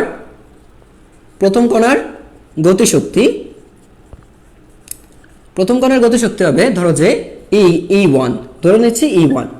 যদি E1 হয় তাহলে কি হবে, হাফ অফ প্রথম কণার ভর কত এমন, প্রথম কণাটা কত দূরত্বে আছে, r1 দূরত্বে আছে, আর কৌণিক গতি আছে কত ω1 স্কয়ার, কৌণিক বেগ কত আছে এত। আচ্ছা যদি এত হয় মানে এই সূত্র অনুসারে দেখো half of m ω square r square. তাহলে এবার দেখো তো দ্বিতীয় কণার গতিশক্তি কত হবে, তাহলে E2, দ্বিতীয় কণার গতিশক্তি E2 হলে লিখতে পারি half of m1 r1 m2, এটা হবে কি m2, এটাও m2 r2 ω2 স্কয়ার, কি লিখতে পারি m2 r2 ω2 স্কয়ার। সবাই কি বুঝতে পারছো? কিনা? আচ্ছা এরকম ভাবে আমি ইচ্ছে মতো যতগুলি কণা আছে সব নিতে পারি। এরকম ভাবে তৃতীয় কণা, অসংখ্য কণা নিতে, তৃতীয় কণার যে গতিশক্তি হবে সেটা হচ্ছে ধরো E3, আর E3 হবে half of m3 r3 square into হচ্ছে কি লিখে যায় ω3 স্কয়ার, ঠিক আছে। সুতরাং এরকম ভাবে ডট ডট ডট ডট কি rn, কি লিখতে পারি দেখো, তাহলে লিখতে পারি কত n সংখ্যক nতম কণা, কি লিখতে পারি nতম কণার গতিশক্তি হবে En, ডট ডট দেবা এখানে, কারণ এখানে মাঝখানে আরো অনেক আছে। En সমান হবে হচ্ছে half of mn rn square ω n square. দেখো তো বুঝছো কিনা? তাহলে এইখানে তো অসংখ্য কণা আছে, দেখতে পাচ্ছ তোমরা 5টা, তাহলে প্রথমটার দূরত্ব কত হবে? যদি তোমরা এটা না বুঝো, আমি চিত্রটা একটু ক্লিয়ার করে রাখছি, একটু ক্লিয়ার করে দিচ্ছি চিত্রটাকে, একটু বড় করে দেই। এই হচ্ছে একটা এই বস্তুটা, আর হচ্ছে তোমার ঘূর্ণকটা। তাহলে এই ধরো একটা কণা আছে, এটা ধরো হচ্ছে এমন, এর দূরত্ব কত আছে r1। এইখানে ধরো একটা কণা আছে, এটা দূরত্ব হচ্ছে ধরো যে এটা দূরত্ব হচ্ছে r2, আর ভর কত আছে m2। আর এইখানে একটা কণা আছে ধরো, এটা দূরত্ব হচ্ছে r3, আর এই কণার ভর হচ্ছে কত m3। এইখানে একটা কণা আছে ধরো, এটা হচ্ছে m4, আর এখানে ধরো যে এটা আছে, এটা ধরো যে r4। এইখানে একটা কণা আছে ধরো যেটা nতম কণা, এটা হচ্ছে কি nতম কণা n, তাহলে mn nতম কণা, তাহলে এইটা যে দূরত্ব আছে সেটা কি হবে, এটাও তোমার rn, দূরত্ব হবে কি rn। তো এই যে প্রত্যেকটা কণা নিয়েছি আমরা, এইখানে একটা কণা নিয়েছি, এইখানে একটা কণা, এইখানে একটা কণা, এখানে একটা কণা, এখানে একটা কণা, প্রত্যেকটা কণাই কিন্তু ওরে কেন্দ্র করে ঘুরছে। বস্তু যখন নিজে ঘূর্ণায়মান থাকে, বস্তুর সাথে কি বস্তুর কণাগুলিও ঘুরছে।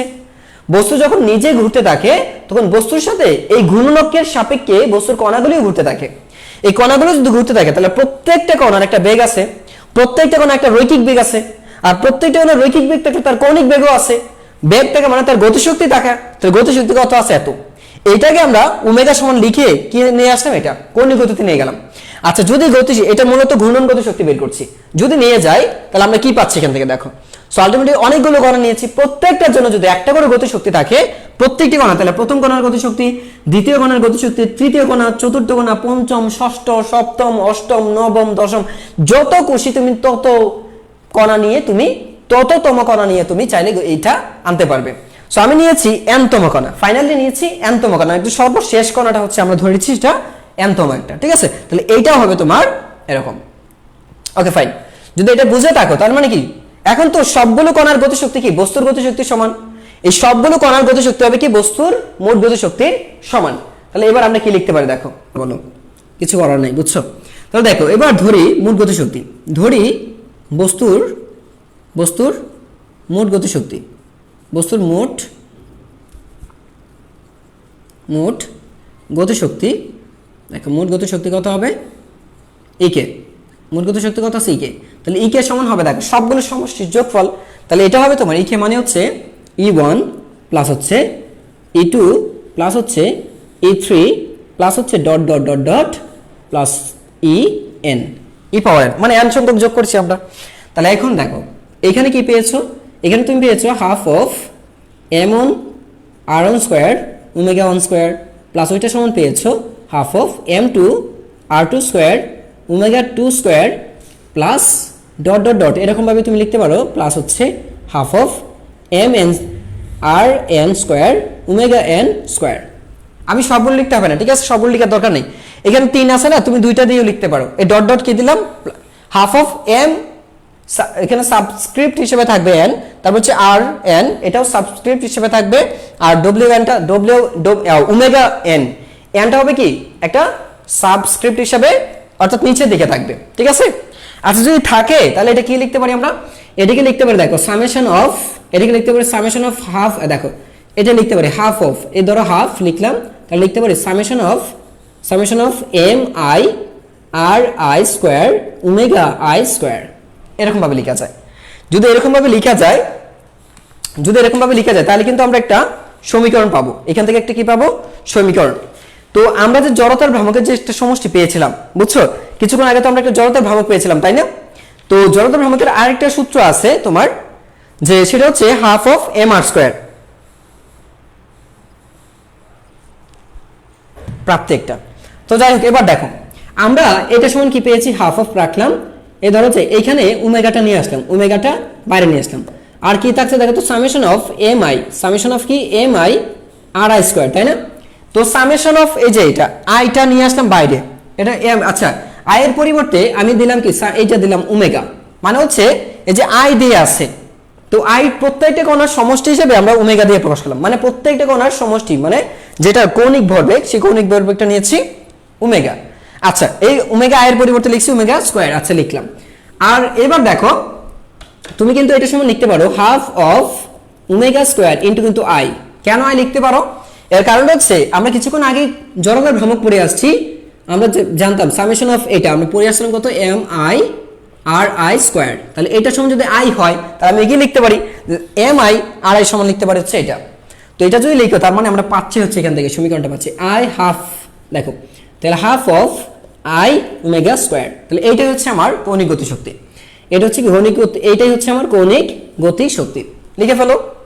এটা হচ্ছে আমাদের কৌণিক গতিশক্তি, আমরা পেয়ে গেছি, দেখা যায়। এবার দেখো টর্ক, এবার হচ্ছে দেখবো হচ্ছে টর্ক বা এটাকে বলি আমরা বলের ভ্রামক, টর্ক বা বলের ভ্রামক। আচ্ছা এটাকে আমি এইভাবে লিখি, ধরো যে টর্ক বা বলের ভ্রামক, এটাকে বলি আমরা ঘূর্ণন বল, এটাকে বলি আমরা ঘূর্ণন বল, বুঝতে পারছো? এটা হচ্ছে কি একটা ঘূর্ণন বল। তো এই টর্কের অপর নাম হচ্ছে বলের ভ্রামক, এটাকে বলছি আমরা ঘূর্ণন বল। তাহলে ঘূর্ণন বল কেন বলছি, কারণ এখানে ঘূর্ণন বলটা আসলে কি একটা, এটাকে এটা দ্বারা দেয়। আচ্ছা এই ঘূর্ণন বলটা কিন্তু একই জিনিস। এখন কেন বলছে দেখো, এটা কখন হয়, যখন একটা বস্তু বৃত্তাকার পথে ঘূর্ণায়মান থাকে, বৃত্তাকার পথে গতিশীল, বা কোনো একটা বস্তুকে কোনো বস্তুর উপর বল প্রয়োগ করলে যে বলের কারণে বস্তুর একটা নির্দিষ্ট অক্ষকে কেন্দ্র করে ঘূর্ণনের সৃষ্টি করে বা ঘূর্ণায়মান থাকে, ওই বলটাকে বলি আমরা ঘূর্ণন বল বা বলের ভ্রামক, অথবা বলি এটাকে টর্ক। তাহলে ঘূর্ণনশীল বলটাকে বলছি কি আমরা টর্ক, ঘূর্ণনশীল বলটাকে বলা হয় টর্ক। অথবা এটাকে আরেকটা ভাবে সংজ্ঞায়িত করা যায় যে কোনো একটা, দেখো এখানে বলা আছে কোনো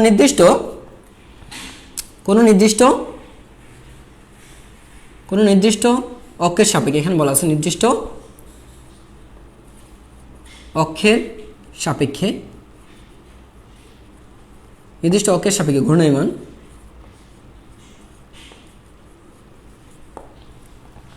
কোন নির্দিষ্ট অক্ষের সাপেক্ষে ঘূর্ণায়মান কোন বস্তু কণার উপর ঘূর্ণায়মান বস্তু কণার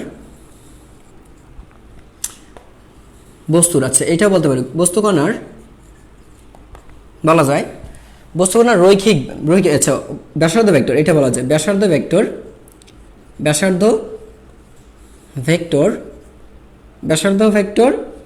ও রৈখিক বলের,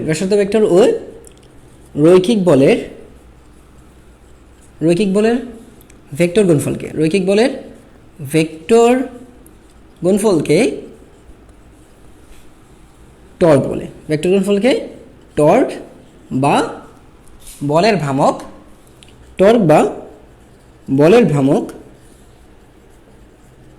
বা ঘূর্ণন বল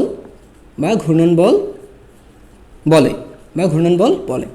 আচ্ছা একে টাও দ্বারা প্রকাশ করে, টাও, এটা হচ্ছে কি একটা টাও, আমি বলি এটা হচ্ছে টাও, এটাকে টাও দ্বারা প্রকাশ করা হয়, টাও, এটা হচ্ছে কি টাও দ্বারা প্রকাশ করা হয়।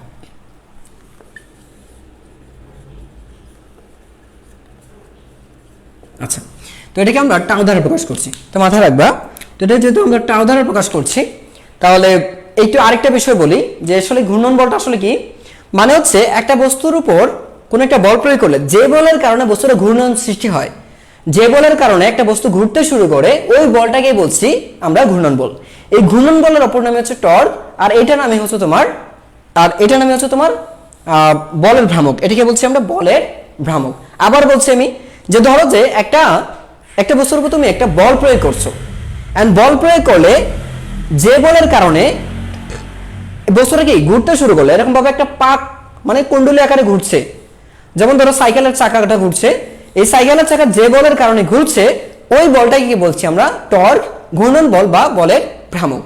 আচ্ছা, যদি বলের ভ্রামক বলি তাহলে এখানে যেহেতু বলে দেখো টাউ, তাহলে টাউ ইজ ইকুয়াল টু কি লিখবা, একটা ফ্যাক্টর রাশি, এটা অবশ্যই একটা ফ্যাক্টর রাশি। আচ্ছা দেখো, তো টাউ সমান লিখতে পারি আর ক্রস এফ, আর ক্রস এফ, আর ক্রস কি লেখা যায়, এফ লেখা যায়।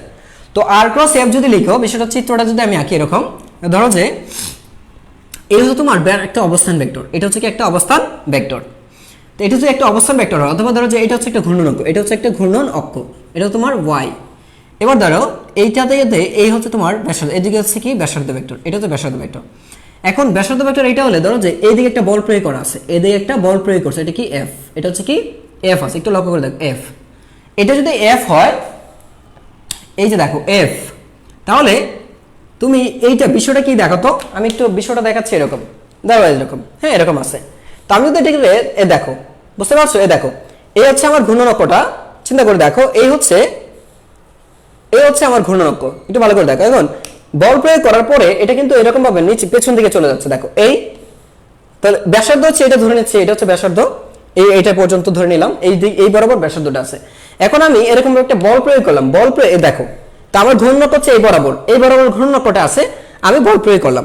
বা এইভাবে তুমি ধরো এই যে এরকম ভাবে, আমি এরকম ভাবে যদি দেই, এই দিলাম, তো দেওয়ার মানে কি, তাহলে আমি এখান থেকে এরকম ভাবে দিতে পারি, এরকম একটা বস্তুকে দিতে পারি। যদি দেই তাহলে দেখা যাবে কি সেটা ঘুরতে শুরু করবে, যদি ঘুরতে শুরু করে তার মানে কি এইখানে একটা ঘূর্ণন বলের সৃষ্টি হবে। ঘুরতে শুরু করার অর্থ হচ্ছে এখানে একটা ঘূর্ণন বলের সৃষ্টি হবে।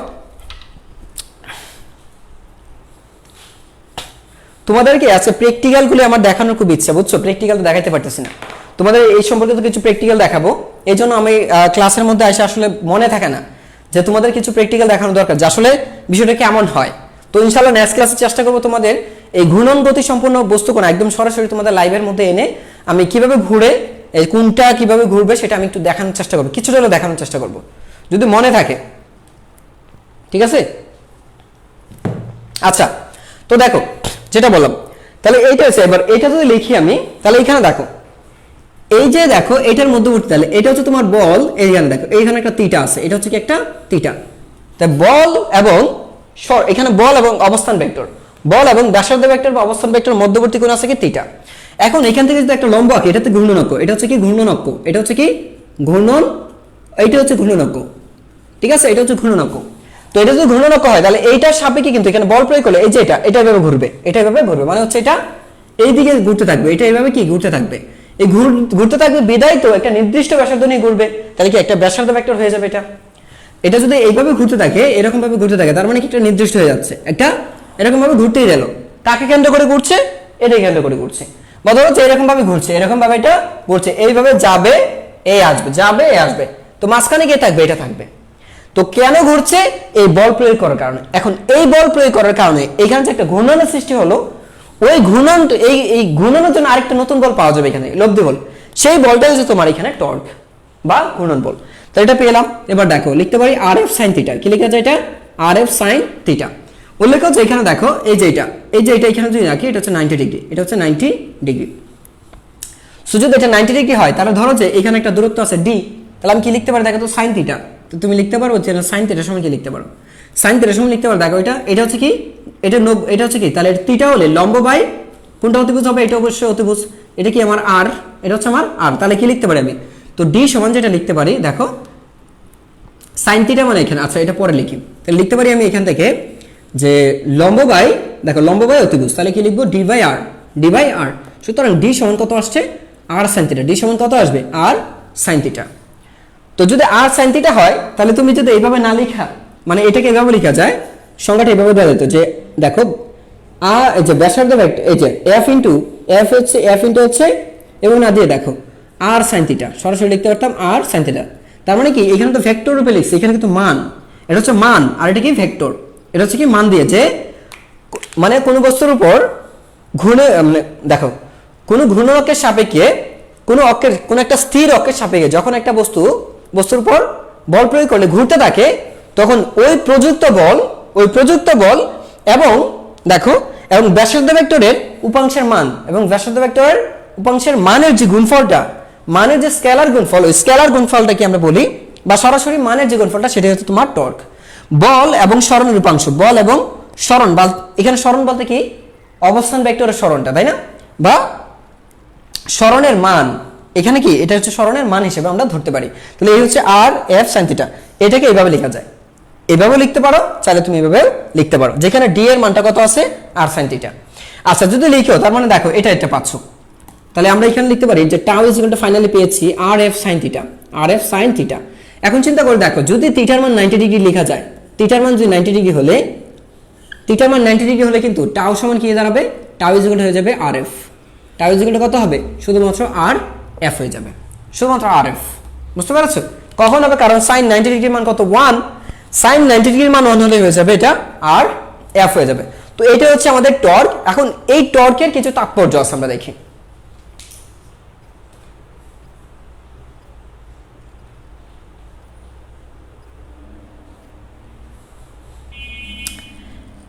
দেখো মুছে দিচ্ছে, এটা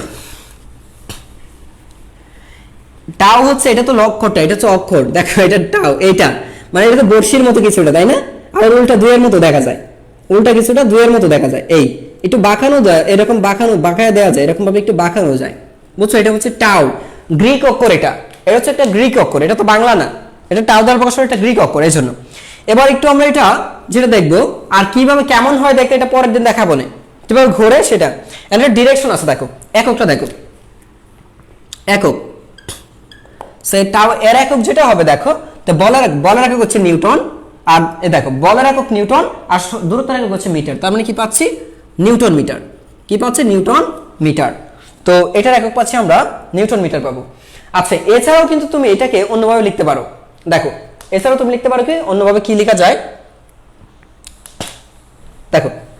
তো আমি যদি এটা লিখতে চাই এরকম ভাবে,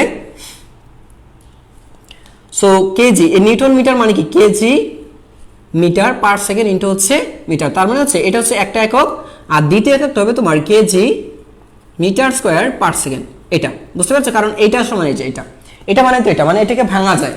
নিউটন মানে কি আমরা তো জানি, যে তুমি যেটা জানো, আচ্ছা একটু ওয়াইট একটু ভালো করে দাও, কারণ তুমি যেটা জানো এম এ, তাই না, এম এ তার মানে KG metre per second square, আর এটা নিউটনের যে বলের একক কিন্তু এস একক, এটাও লেখা যায়, আর দূরত্বের একক কি আছে একটা মিটার, তার মানে পাচ্ছ KG metre square per second square, তার মানে কি আসবে এখানে পার সেকেন্ড স্কয়ার, দুইটা একক পেয়েছি, এই একটা একক আর এই একটা একক। আচ্ছা এবার মাত্রাটা দেখো, মাত্রা কি আসবে, তাহলে মাত্রাটা যেটা আসবে সেটা হচ্ছে এইখান থেকে বের করতে পারো মাত্রাটা। তাহলে ভরের মাত্রা কি আছে, ভরের মাত্রা এম, তারপর কি আছে মিটার, মিটার কোথা থেকে আসে, দৈর্ঘ্য থেকে, মিটার আসে দৈর্ঘ্য মানে কি লেন্থের প্রথম অক্ষরটা, দৈর্ঘ্য মানে কি লেন্থ ইংরেজি অক্ষরের, তো লেন্থের প্রথম, আচ্ছা এল দিলাম কিন্তু স্কয়ার আছে, তার মানে দেবে এখানে একটা স্কয়ার দেবো। তারপর কি আছে সেকেন্ড, টাইম আছে, তো সেকেন্ড কোথা থেকে আসছে, টাইম থেকে আসছে, টাইম, তো সময়ের মাত্রা হচ্ছে টি, তো টি এখানে ইনভার্স আছে, সো আমি দেবো হচ্ছে এখানে ইনভার্স, তো মাত্রা হচ্ছে এই, মাত্রাটা হবে কি, তাহলে আমরা এই হচ্ছে, তাহলে একক পাচ্ছি দুইটা, এই হচ্ছে তার মাত্রা, ঠিক আছে।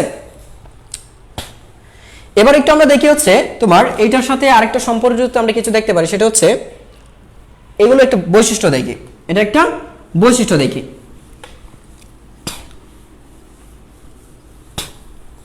তো বৈশিষ্ট্য যদি দেখো, এটা হচ্ছে, এটা একটা ভেক্টর রাশি, এখানে লক্ষ্য রাখতে পারো, এটি ভেক্টর রাশি,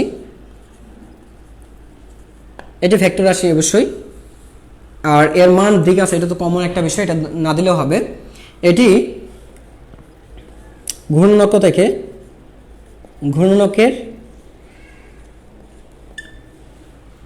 ঘূর্ণকের সাপেক্ষে প্রযুক্ত বল, আচ্ছা ঘূর্ণকের সাপেক্ষে প্রযুক্ত বল ও অবস্থান ভেক্টরের, প্রযুক্ত বল ও অবস্থান ভেক্টরের মধ্যবর্তী কোণের উপর নির্ভরশীল, মধ্যবর্তী মধ্যবর্তী বলের উপর নির্ভরশীল, মধ্যবর্তী কোণের উপর, মধ্যবর্তী কোণের উপর নির্ভরশীল, কোণের উপর নির্ভরশীল, এটা লেখা যায়। আচ্ছা, আর যদি বলো যে এটা দূরত্ব, এখানে এটা বলা যায়। আচ্ছা, এই দুইটাই মনে রাখো, তাৎপর্য হচ্ছে এই দুইটা, স্পেশালি এটা, যে যদি এখানে মনে রাখবা যে বল ও অবস্থান ভেক্টর, বল ও অবস্থান ভেক্টর একই দিকে হলে, একই দিকে ক্রিয়া করলে টর্কের মান, টর্ক শূন্য হবে। মানে হচ্ছে তোমার যদি দেখো যে থিটার মান, এখানে তো তোমরা জানো যে সাইন থিটা থাকে, তাই না? তো থিটার মান যখন 0 ডিগ্রি, থিটার মান তার মানে কি? তার মানে হচ্ছে ব্যাসার্ধ ভেক্টর এদিকে আছে, ব্যাসার্ধ ভেক্টর যদি এদিকে থাকে তাহলে বলো তুমি এই বরাবরই ক্রিয়া করছো, তার মানে এফ এবং আর যদি একই দিকে থাকে, এফ এবং আর যখন যদি একই দিকে থাকে তখন কিন্তু তোমার দেখা যাবে কি, সাইন 0 ডিগ্রির মান হয়ে যাবে 0। সাইন 0 ডিগ্রির মান যদি 0 হয়ে যায় তখন তোমার কি হয়ে যাবে, যে টাউ ইজ ইকুয়াল টু আমরা জানি হচ্ছে এফ আর সাইন থিটা, আমরা জানি কি আর এফ সাইন থিটা, তার মানে দেখা যাবে এটা 0 হয়ে যাবে, কারণ সাইন 0 ডিগ্রির মান হচ্ছে 0। এজন্য বলছি বল ও অবস্থান ভেক্টর, এখানে লিখবে বল ও অবস্থান ভেক্টর বা ব্যাসার্ধ ভেক্টর একই দিকে ক্রিয়া করলে, একই দিকে কি লিখবে এখানে, মুখে বলছি কিন্তু লিখা হয়নি, একই দিকে ক্রিয়া করলে টর্ক 0 হবে। আচ্ছা, তোমরা কি বুঝছো এটা?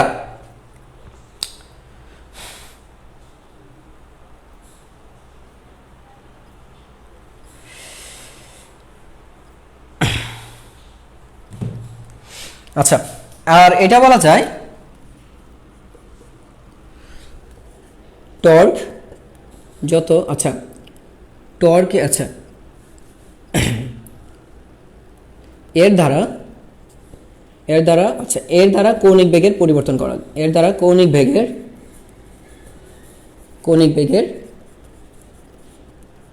পরিবর্তন করা যায়। এটাও লিখলাম যে এর দ্বারা কি করা যায়, কৌণিক বেগের পরিবর্তন করা যায়। আচ্ছা, তো এই গেল এটার মোটামুটি একটা বৈশিষ্ট্য দেখালাম। এখন যে ডিরেকশন বের করে, আমি ডিরেকশন একটাও দেখাই নাই, কারণ হচ্ছে ডিরেকশন সবগুলো ডিরেকশন একই দিকে হয়, এই জন্য আমি প্রত্যেকটা ভেক্টর রাশি ডিরেকশন একদিন দেখাই দেবো, শুধু দিক নির্ণয়টা একদিনে শেখাই দেবো। আচ্ছা, সো দিক নির্ণয় এর জন্য রেখে দিলাম, ঠিক আছে, দিক দেখাইনি। এবার দেখো হচ্ছে লাস্টে আমাদের যেটা আছে, ফাইনালি আমরা দেখবো হচ্ছে এখন টর্ক, জড়তার ভ্রামক এবং কৌণিক ত্বরণের মধ্যে একটা সম্পর্ক আছে। টর্ক, জড়তার ভ্রামক এবং কৌণিক ত্বরণের মধ্যে একটা সম্পর্ক, এটা আসলে লিটারালি আমরা সহজ নিয়মে করে ফেলি। দেখো টর্ক, জড়তার ভ্রামক ও কৌণিক ত্বরণের মধ্যে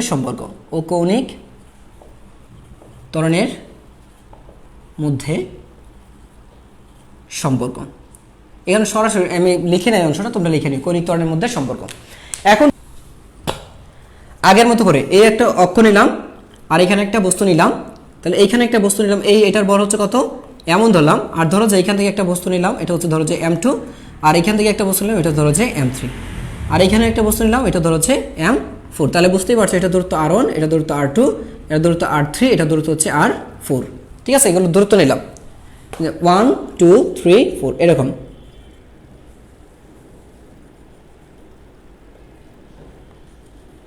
আচ্ছা, তো এটা হচ্ছে আমাদের অক্ষটা, এটা হচ্ছে কি আমার অক্ষ, XY একটা অক্ষ দিয়েছি আমরা, XY মানে একই অক্ষ বোঝাচ্ছে, এই অক্ষের সাপেক্ষে বস্তুটা ঘূর্ণায়মানশীল। যদি ঘূর্ণায়মানশীল দেখে তাহলে দেখো এখানে কৌণিক ত্বরণটা দেখি আমরা।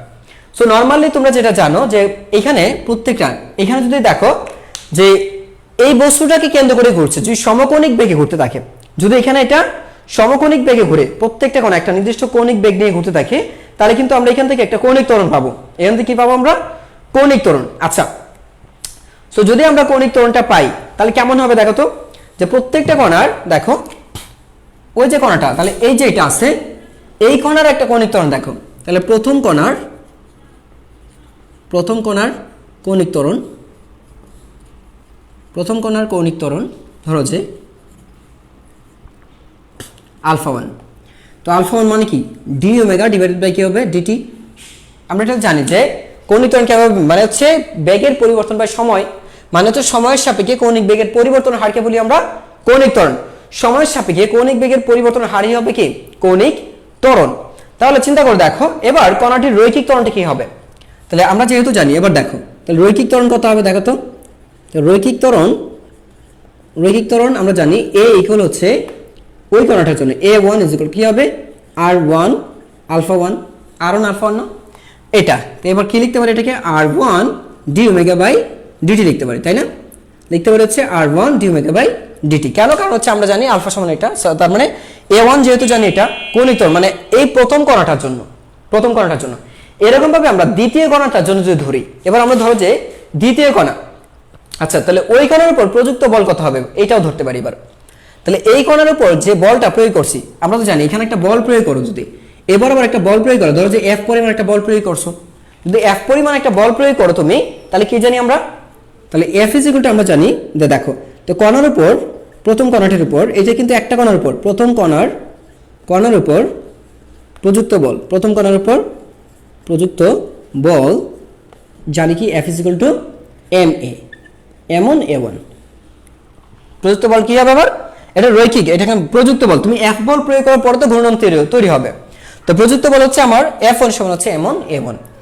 যদি এটা হয় তাহলে কি লিখতে পারো এবার তুমি দেখো তো, লিখতে পারবে কি এটাকে তুমি চাইলে লিখতে পারো এবার m1 আর a1 মানে কি দেখো তো, এই যে এটা পাচ্ছ কত r1 d ওমেগা বাই কত পাচ্ছ dt, d ওমেগা বাই কি পাচ্ছ dt। তাহলে m1 r1 d omega by dt পাচ্ছি, m1 r1 d omega by কি পাচ্ছি আমি dt। তাহলে তোমার কি এখন দরকার কোনটা, তোমার কিন্তু দরকার টর্কের সাথে জড়তার ভ্রামক আর হচ্ছে কৌণিক ত্বরণের মধ্যে একটা সম্পর্ক স্থাপন করা। সো কৌণিক ত্বরণ তো তুমি এখান থেকে পেয়ে যাবা, এটাই তো তোমার কৌণিক ত্বরণ, এই অংশটা কৌণিক ত্বরণ, তারপর কৌণিক ত্বরণ চলে আসবে। কেউ তোমার তো একটা দরকার কি, তোমার দরকার টর্কটা। এবার চিন্তা করে দেখো তো টর্কের মানটা কত হবে এখন এই ঘূর্ণনকের সাপেক্ষে দেখো। এবার কণাটি যদি xy অক্ষকে, এত, আচ্ছা দেখো xy অক্ষকে কেন্দ্র করে ঘূর্ণায়মান অবস্থায়, আচ্ছা xy অক্ষকে কেন্দ্র করে ঘূর্ণায়মান অবস্থায় টর্ক টাউ 1 হয়, টর্ক টাউ 1 হয়। দেখো কি বললাম যে এখানে এইটার তো একটা টর্ক থাকবে। তাহলে দেখো এবার কণাটির যদি xy অক্ষকে, কণাটি যদি xy অক্ষকে কেন্দ্র করে ঘূর্ণায়মান অবস্থায় টর্ক এত হয় বা এত হলে, কণাটির টর্ক এত হলে, তাহলে গেল প্রথম কি ছিল কৌণিক ত্বরণ, কৌণিক ত্বরণ থেকে রৈখিক ত্বরণ বের করলাম, রৈখিক ত্বরণ থেকে আমরা বের করলাম রৈখিক বল থেকে এবার কৌণিক বলটা বের করলো। কৌণিক বল, এই কৌণিক বলের অপর নাম, এটা কিন্তু আরেকটা নাম আছে কৌণিক বল, এটা হচ্ছে কি আরেকটা নাম কৌণিক বল। তাহলে এটা সমান কি জানি আমরা কিছুক্ষণ আগে পেয়ে আসছি যে টাউ ইজ ইকুয়াল টু আমরা পেয়ে আসছি fr, কি পেয়ে আসছি আমরা fr। আচ্ছা যদি fr পেয়ে আসে তাহলে কি লিখতে পারি দেখো তো, টাউ ইজ ইকুয়াল টু আমরা জানি f ক্রস r জানি, তাই না? তাহলে f1 r1 হবে না, এটা কি হবে এই প্রথম কণার জন্য, যেহেতু এটা প্রথম কণা তাহলে প্রথম কণার জন্য কি লিখতে পারি f1 r1। আচ্ছা যদি এটা লিখি তাহলে কিন্তু আমি জানি f r1, তার মানে হচ্ছে লিখতে পারি f, এটার সময় পেয়েছিলাম আমরা, এটার সময় আমি লিখতে পেরেছিলাম কত f1 r1 লিখতে পারি থিটা বাদ। কেন? কারণ আমি এটাকে ধরে নিয়েছি এদের মধ্যবর্তী, মানে হচ্ছে যদি f, এখানে ধরে নিয়েছি f এবং r1 লম্ব, f এবং r1 কি লম্ব, যদি f r1 পরস্পর লম্ব হয় তখন তো আমরা এটার সমান এটা লিখতে পারি, কখন, যখন এরা পরস্পর লম্ব হবে। লম্ব মানে কি sin 90 ডিগ্রি মান 1, কারণ ক্রস চিহ্ন থাকা মানে কি এখানে sin থিটা আছে, একটা sin থিটা আছে। তো sin থিটাকে তুলে দিতে গেলে সরাসরি 0 ডিগ্রি যদি 90 ডিগ্রি হয় তাহলে sin 90 ডিগ্রি মান 1 হয়, দ্যাটস ওয়াই আমি এটা সমান এটা ডাইরেক্ট লিখতে পারি। আচ্ছা যদি লিখো এবার f এর মান বসাও, f এর মান কত পেয়েছো এটা না, তো বসালে আমি পাবো হচ্ছে প্রথম গণনার জন্য m1 কত আছে r1 d omega by dt into কত আছে এখানে r1, এখানে আরেকটা আছে কত r1, তাহলে এটা সমান আমি লিখতে পারি m1 r1 square d omega by দেখো dt, d ওমেগা বাই লিখতে পারি dt। তো তুমি এটাকে কিন্তু চাইলে লিখতে পারো। এবার দেখো তাহলে এটা কি i না, তাহলে এটা পাচ্ছি i1 আর এটা কি পাচ্ছি alpha 1 square. I think so তুমি বুঝতে পারছো, ও এটা হচ্ছে আলফা, i1 আলফা 1। কেন বুঝছো? কারণ হচ্ছে d ওমেগা বাই dt সমান হচ্ছে আলফা 1। তাহলে আমি কিন্তু এটা প্রথম কণার জন্য টর্ক বের করেছি, প্রথম কণার উপর যে টর্কটা প্রযুক্ত ছিল সেই টর্কটা একটা সিকোয়েন্স নিয়ে বের করতে হয়েছে আমাকে। এই সিকোয়েন্সটা কি পেয়েছি আমরা দেখো তো, যে প্রথম কণার জন্য, তাহলে প্রথম কণার কৌণিক ত্বরণ জানি, মানে প্রথম কণার যে কৌণিক ত্বরণটা সেটা হচ্ছে আলফা 1 সমান ডি ওমেগা বাই ডিটি। এখন বলতে পারো ডি ওমেগা কেন দিয়েছি, প্রত্যেকটা কণা কিন্তু একটা সমকৌণিক বেগে ঘুরছে, প্রতিটা কণা একটা ধরে নিচ্ছে সেটা সমকৌণিক বেগে ঘুরছে, বা মানে একই কৌণিক বেগে ঘুরছে। যদি একই কৌণিক বেগে ঘুরতে থাকে তাহলে আমরা এটা লিখতে পারি, ধরে নিচ্ছি প্রতিটা কণায় ডি ওমেগা কৌণিক বেগে ঘুরছে, যদি ঘুরতে থাকে তাহলে আমরা এটা লিখলাম, তাহলে আলফা 1 সমান এটা লিখলাম। আচ্ছা, তো আমি রৈখিক ত্বরণ লিখতে পারি। এখন রৈখিক ত্বরণ জানি হচ্ছে R1, এই কণার জন্য রৈখিক ত্বরণ। আমি রৈখিক ত্বরণের মূল সমীকরণ জানি কিন্তু, যে A সমান হচ্ছে কি জানি আমরা, আলফা আর, আমরা জানি কিন্তু এটা জানি আলফা আর জানি, দেখো এটা জানি এটাও জানি, তো এটা লিখলাম। এখন আলফা 1 তো এটা, তাই না, আলফা 1 এর মানটা বসালাম। এরপরে আমি জানি F ইকুয়াল টু, আমি যেটা জানি, আমরা জানি F ইকুয়াল টু হচ্ছে ma, নিউটনের সেকেন্ড ল, আমরা জানি এটা। তো F, তাহলে প্রথম কণার জন্য তো আর এটা হবে না, প্রথম কণার জন্য তো একটা নাম্বারিং করা আছে, তাহলে F1 সমান হচ্ছে M1 A1, কিন্তু আমরা A1 সমান পেয়েছি এখানে, তাই A1 এর মানটা বসাই দিলাম। এবার দেখো তাহলে আমার কি গেল, কৌণিক ত্বরণ গেল, রৈখিক ত্বরণ গেল, রৈখিক বল গেল।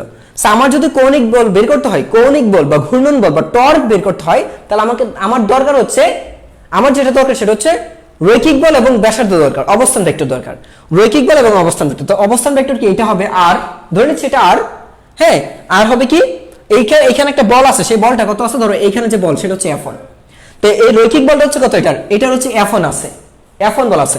তো এমন বস্তু কণার উপরে এই অবস্থান ভেক্টর ধরো R1, আর F1 হচ্ছে কি তার বল, রৈখিক বল, এটা একটা কৌণিক বল নিয়ে ঘুরতেছে, একটা কৌণিক বেগ নিয়ে ঘুরছে, এবং এর মধ্যে একটা ত্বরণ আছে, কৌণিক ত্বরণ, সেটা হচ্ছে আলফা 1, সেটা হচ্ছে আলফা 1 আছে। আচ্ছা, এবার যদি ঘুরতে থাকে তার মানে এর একটা টর্কও আছে, যেহেতু এর উপর বল প্রযুক্ত হয়েছে তার মধ্যে একটা টর্ক সৃষ্টি হবে, এর মধ্যে টর্কের উৎপত্তি ঘটবে, সেই টর্কটা হচ্ছে আমার টাউ 1 প্রথম জন্য। তাহলে লিখলাম টাউ 1, আমরা জানি এটা সমান এটা। সো ফাইনালি আমি পেয়েছি এটাই হচ্ছে আমার টাউ 1, এটাই হচ্ছে আমার টাউ 1 পেয়েছি। এবার তুমি যদি এটা পেয়ে থাকো তাহলে একইভাবে তুমি এখন লিখতে পারো, এখন অনেকগুলো কণার জন্য লিখবো, সেটা মুছে দিলাম। তাহলে আবার দেখো, তাহলে দেখো তো এখানে পেয়েছো প্রথম কণার টর্ক, তাহলে কি পেয়েছো, তো প্রথম কণার টর্ক হচ্ছে তুমি টাউ সমান পেয়েছো, দেখো টাউ সমান পেয়েছো I1 R1 পেয়েছো, I1 R1 পেয়েছো। এবার দেখো তো দ্বিতীয় কণার টর্ক হবে কি, টাউ 2 ধরো দে, এখানে টাউ 2 ধরো যে I2, ও এটা তো আলফা 1 তাই না, I2 আলফা 2 ধরো, এরকম ভাবে তুমি ধরো তৃতীয় কণার টর্ক হবে কত, টাউ 3 সমান হচ্ছে I3 আলফা 3। সুতরাং এরকম ডট ডট ডট ডট দিয়ে তুমি যদি অনেকগুলো মানে nতম কণার টর্ক বের করতে যাও, তাহলে কি হবে, টাউ n ইকুয়াল হচ্ছে লিখতে পারো in আলফা n লিখতে পারো। সবাই কি বুঝছো এটা? দেখো তো সবাই বুঝছো কিনা, সবাইকে এটা বুঝতে পেরেছো কিনা একটু আমাকে জানাও। হ্যাঁ, এখন সবগুলোর ক্ষেত্রে আমি এখানে একটা ধরবো, ত্বরণটা কিন্তু সমত্বরণে ঘটবে। এখানে ত্বরণটা কি আমরা সমত্বরণে ঘটবে সেটা তোমাদের বলছি। দেখো তো এইখানে মনে রাখবা, যেহেতু দেখো সব জায়গায় যেহেতু এটাই থাকবে, সব জায়গায় কিন্তু এটাই থাকবে ডি ওমেগা। তো এখানে যেটা হবে, এই আলফা 1 সমান হচ্ছে আলফা 2 সমান হচ্ছে আলফা 3 ইকুয়াল হচ্ছে আলফা 4 লেখা যায়, এটা আলফা 4 লেখা যাবে। যদি আলফা 4 লেখা যায় তখন কিন্তু, অর্থাৎ এখানে যদি জড়তার ভ্রামকটা পরিবর্তন হবে, কারণ অবস্থান তো ভিন্ন ভিন্ন, এই জন্য। তাহলে এইটা সমান হচ্ছে আলফা n, এটা সমান কি লেখা যায়, আলফা n সংখ্যক, সেম ভাবে লেখা যায়। তাহলে আমি টাউ টোটাল যে মোট টর্ক, তাহলে মোট যে টর্কটা হবে সেটা হচ্ছে তোমার টাউ 1 প্লাস হচ্ছে টাউ 2 প্লাস হচ্ছে tau 3 plus dot dot dot dot হচ্ছে টাউ n। মান বসাই, এবার মান যদি বসাই তাহলে পাচ্ছি কি আমি, I1 আলফা প্লাস হচ্ছে I2 আলফা প্লাস হচ্ছে I3 alpha plus dot dot dot dot লিখতে পারি কি, প্লাস হচ্ছে in আলফা। সো এখান থেকে তুমি যেটা পাবা সেটা হচ্ছে, দেখো তো এখান থেকে যেটা পাচ্ছ I সামেশন অফ, এখানে লিখতে পারো আলফাটাকে সামনে এনে লিখতে পারো summation of I, summation of কি, সামেশন অফ I, এখানে I দেখো তো এখানে বলছে কি সামেশন অফ I, এটাকেই লিখতে পারো তুমি I সরাসরি I আলফা লিখতে পারি কি আমরা I আলফা। দেখো তোমরা কি বুঝছো কিনা, এটা কি লিখলাম, এটাকে সরাসরি I আলফা লিখছি, বুঝতে পেরেছো? কারণ এই যে I1 I2 I3 সবগুলো যোগ হবে, কিন্তু আলফা তো তোমার সেম থেকে যাচ্ছে। এখানে কিন্তু কৌণিক ত্বরণটা সমান, মানে সমকৌণিক বেগে ঘুরছে, সমকৌণিক ত্বরণে, এখানে কথাটা উল্লেখ করে দিলাম। এই যে প্রত্যেকটি কণা এই প্রত্যেকটি কণা কিন্তু একটা বস্তুটাকে কিন্তু একইভাবে করছে। এই কণাটা যে বেগ নিয়ে যে বেগ নিয়ে করবে সেই প্রত্যেকটা কণা কিন্তু একটা বেগ নিয়ে করতেছে এখানে, মানে একটা সমকোণিক ত্বরণ নিয়ে ঘুরছে একটা।